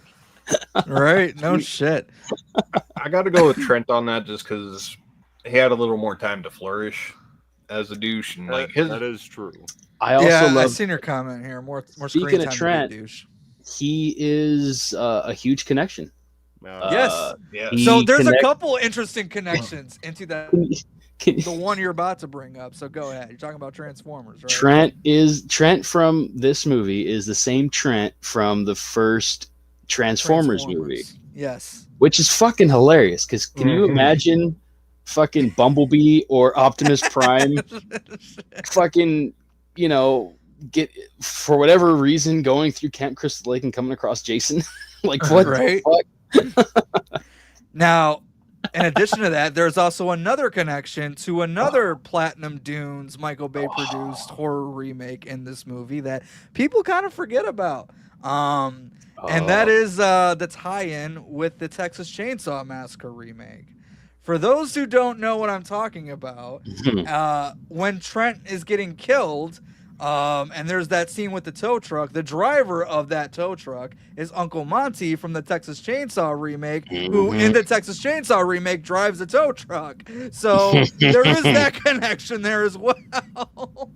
It's a long way to that's- drive from fucking Crystal Lake all the way back to Texas, though. But That's if more we're gonna break the interesting fourth wall, though, It's a good thing his this legs one- don't get this tired. one- this one was filmed in Texas. True. Yeah, that is true. That Um, is true. But yeah, no, this movie's a lot of fun. I think the kills are really great. This is the best shot one, like cinematically. This is definitely the best looking one. Oh, for sure. Some The of the lighting's shots really good. amazing. I like the lore that they have of Jason, where he's got like his own little like booby traps all over the woods and stuff like that. Because you think, yeah, this a guy literally fucking grew up in the hunter. woods. He's got to learn how to fucking survive on his own. He's found a way to do that. leave him the fuck alone. Like even the townies are like, yeah, no, anyone who goes missing here is dead. We just want to be left alone, and so does he. So there's like a mutual understanding between him and the residents of Crystal Lake, where yeah, we don't fuck with him, he won't fuck with us. And like I do like that aspect of the movie. Like I said, I think the characters are fun. You have Danielle Panabaker and Jared Padalecki and Chewie, and it's a That fun death- cast. That death shocked the fuck out of me. I really thought she was gonna live, and she Danielle Panabaker, Jenna, Yeah. because again, she's very final girl, and you think, she's gonna make it to the end, and then right at the very end, man, when she gets it, you're like, goddamn. Whitney kind of sucks. Yeah, I don't trade think that's them. her fault though. She was kind of like pushed off to the No. side with nothing to do, you know. In the extended version, she does get a little bit extra to do. Like she Yes. does get to the The house killer cut, which is the right one I before usually fucking watch. Jason grabs her. Yeah, I do too. Yeah, Which is a lot better, but she's still pretty weak. All things And- fair enough. Danielle Panabaker should have been fucking. Mhm. Do we need to talk about that horrendous fucking finisher line? Oh, Say hi to mommy. Oh, Yeah. I mean, it's better than do your thing, cuz. Yeah. See, no, I don't mind. that's The do comparing your that thing, shit cuz to is just Nope. no. Hang Nope. on. Nope. Do your thing, cuz is so bad, but I laugh at it. I have a good time. It's because I like It's that not better even than laughable. Welcome. Well, no, because it's I enjoy that line more than Welcome to Texas, motherfucker. That's the line in that movie that I hate. yeah, no, that line makes no Oh. sense because it's like, where The the fuck Welcome to else is Texas this guy motherfucker- been? The do your thing, cuz is cringy as hell, but I'm like, okay, whatever, fine. But now, in regards to Whitney here, where she's like, say hi to mommy. If they'd stopped there, it would have Yeah. If they stopped there, that would have been better. But in been. hell, But she continued on and said, in hell. I'm like, I'm fine with. Dramatic Kept going. pause. it's like, oh, someone paid attention to the original franchise. Ooh. Yeah. But anyway, But no, like 2009, it's one of my favorites. Like I said, it's in my top 2. Just because, Oh, for sure. That doesn't ruin the again- whole movie for me. No, because again, you're talking about like the list of things you want in a Friday the 13th movie. As far as I'm concerned, this checks off every box for me. Oh fuck yeah. Like it has everything I want in a Friday the 13th movie. So Also, yeah, fun I love fact: it. the guy who played Whitney's boyfriend at the beginning also played Bob in Rob Zombie's Halloween remake. Oh, okay. That's true. So he had 2 remakes back to back right there. It's like, No, oh, wow. it's funny because when I watched this one twice in preparation for this, partly because it's the one I've seen the least, which is Mhm. funny when you consider how much I enjoy it. Mm. But I'm like, this is one goofy looking motherfucker. So I looked into who he was, and it's like, he was in Halloween? No fucking way. Yeah. When I start scrolling there, and it's like, Bob. And I'm looking Yeah, at him like, oh my god, it is Bob. yeah. Yeah. That's it. Kill. All right. So, Ooh, favorite kill. Amanda in the sleeping bag. For me, the sleeping bag kills get better as they go along in the franchise. It's a good one, Oh. especially I'm when gonna he's s- roasting her. I'm gonna ass. say I the love cop. that shit. Mm-hmm. Like it. The cop's a changes- good one too. I'm gonna say the cop. Anything with eyes and just like the rotation shot that they did, the rotating Yeah, shot they That did, was really cool. and like, oh, that. Yeah, It's a tough call. I mean, I could easily, yeah, I could go with that one because I was gonna say, dude, when she gets hit with the that fucking or Trent, boat, that or Trent. Ow. Yeah, That's one I'd give it to. I could lean into that one because of the boat, like yeah. sort of that build up, that being delirious from the head injury, which Hmm. I've recently had one of my own, so I can understand. Okay, I see now why that's a Yeah, fucked yeah. up experience. There was another way how they were going to kill her off, where she was going to be too fucking scared to go anywhere near the land, and Jason just taunted her, just like Yeah. staring her down, and she just got yeah. tuckered out and drowned. That would have been Yeah. cool. But Dude, instead, we get a stab in the head and one final tit shot. Hurrah! Right. yeah. I'm That still, would've been- I'm still gonna go with Trent getting a lift just because. I was gonna say. Yep. For was me, gonna say- it's Trent as well, because not only do you have the machete attack, it's when he puts him on the fucking tow truck too. Because Yeah. again, that's also worth it because you're hating this guy this whole movie. Like, he's a guy you love to hate very much, like Ronnie from Halloween 2007. Like, yeah, he's a piece of shit, but I have fun And watching the guy. He And so when he almost finally redeemed does himself. die, it's very satisfying. Yeah. He almost redeemed himself when he grabbed the gun and he was like, all right, let's go. And then he's like, fuck this guy. Let's get the fuck. It's like, come on, dude. You were almost there. I know. I love it too when he totally And breaks.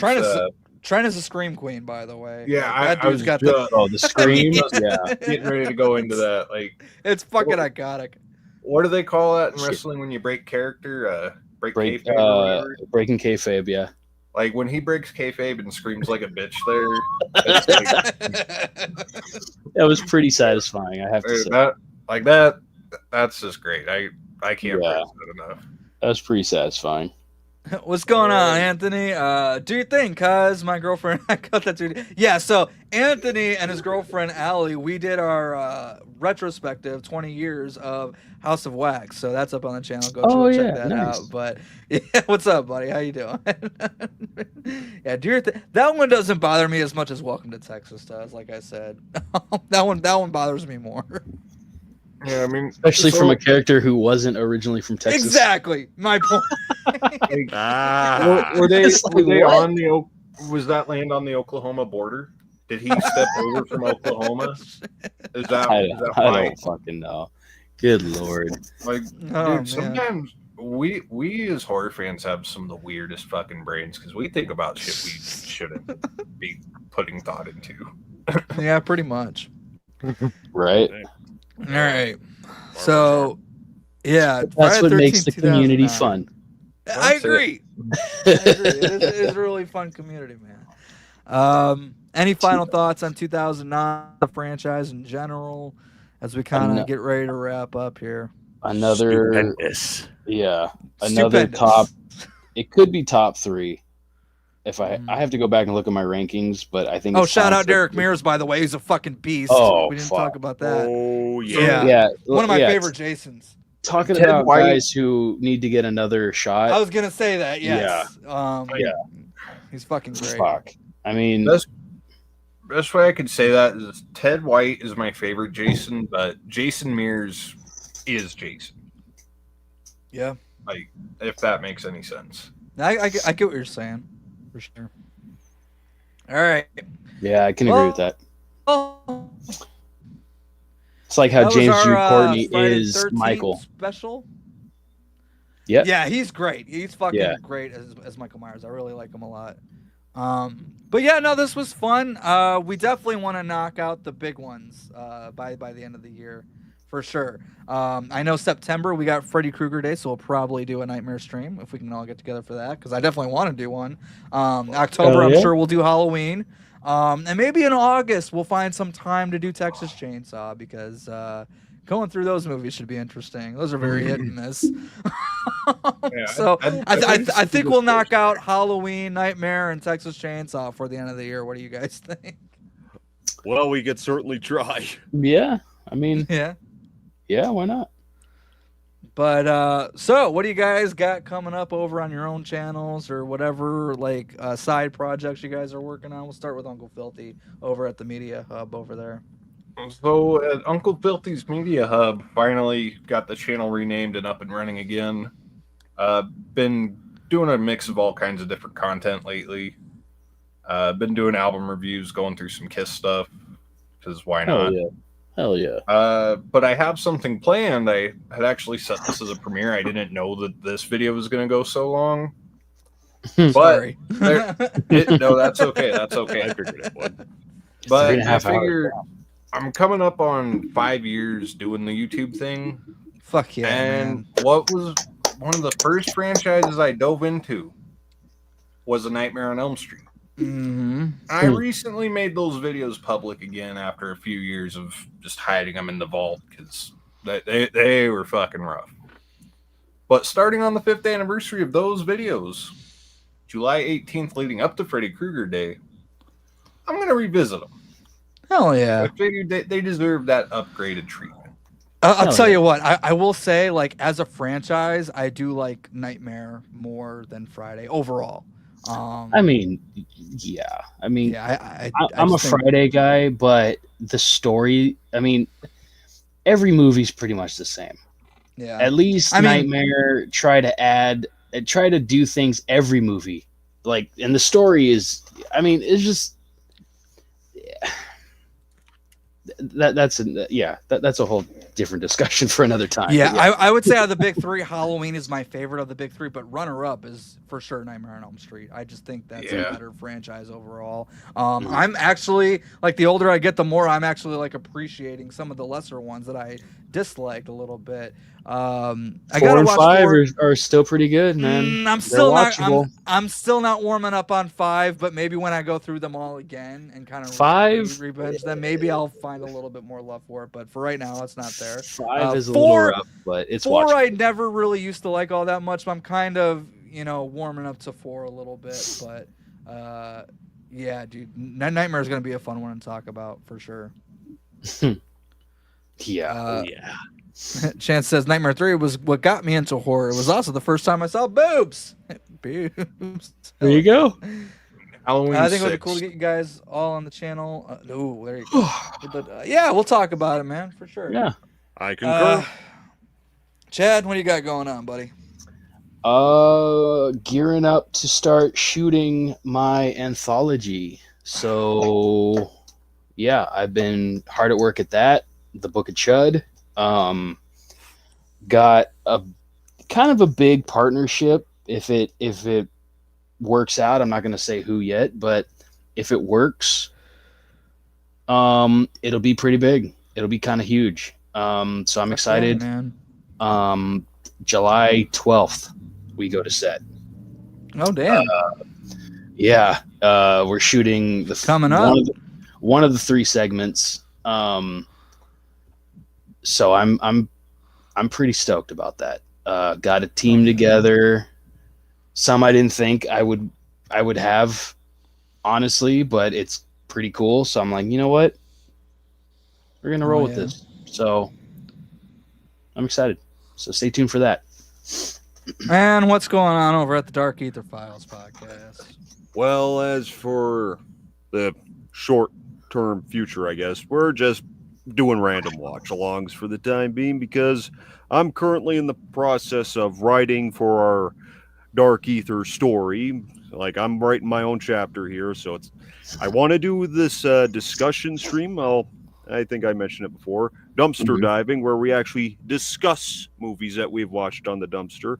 However, I do plan on reopening it again soon, and I have some movies I want to do. This guy suggested one a couple years ago, and don't worry, I didn't forget you, Filthy Dan.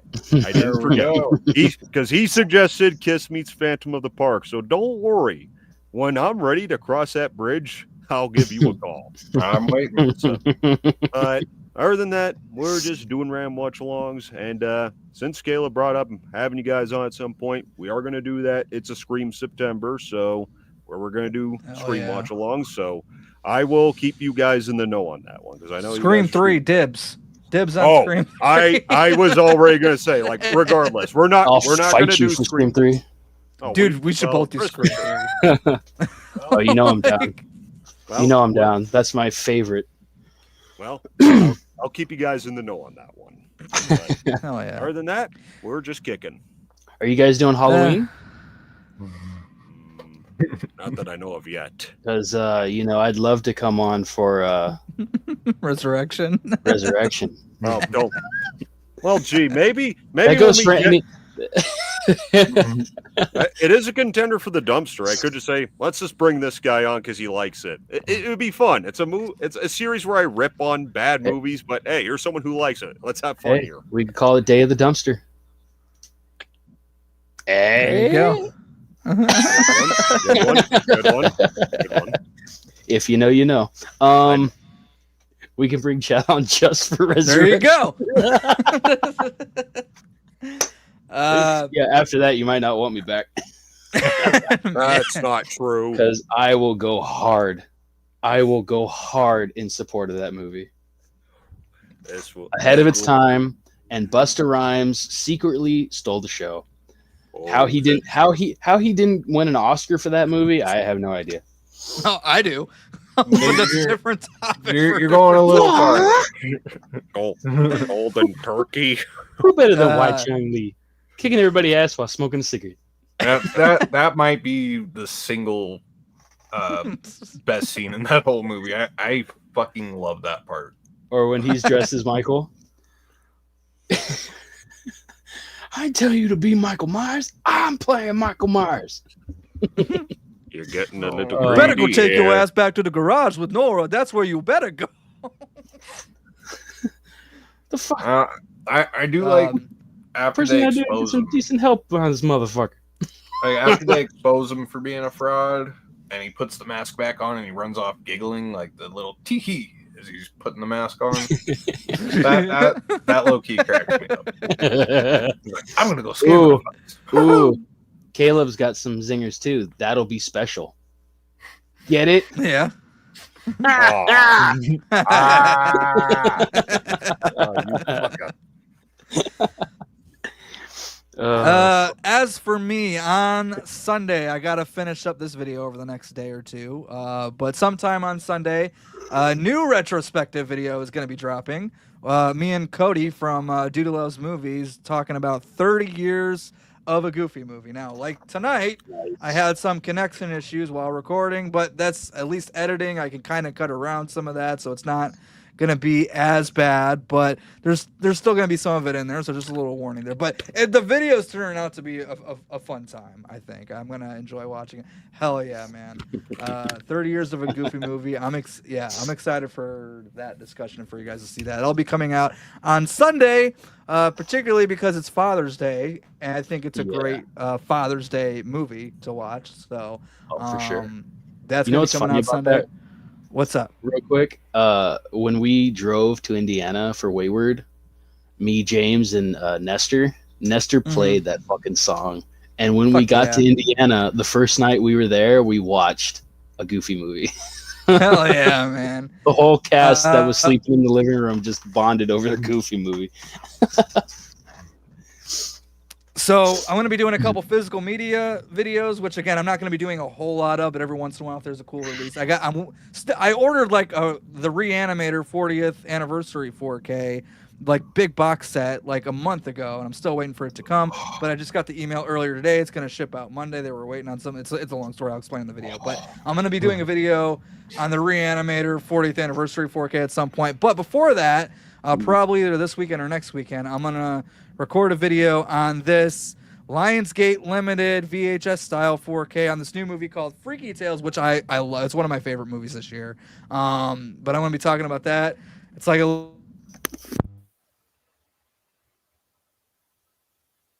Oh, no, not again. I know. It's so brutal. I'm so smooth. I'm so smooth for so long. Something. Damn. Yeah, how long? Okay, he's back. I'm fucking pissed off with this damn thing tonight. Sorry, man. Doing a video on this at some point. Look out for that next week or two, something like that. But yeah, coming out Sunday. I got to finish that up over the next day or two. So that's excited for that, and that's about it for me right now. All right. Hells yeah. All right, let's get out of here.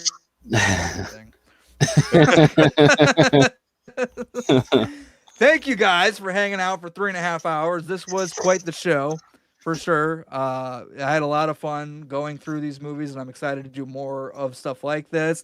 I think we're gonna do something for I Know What You Did Last Summer very soon, because that's coming out.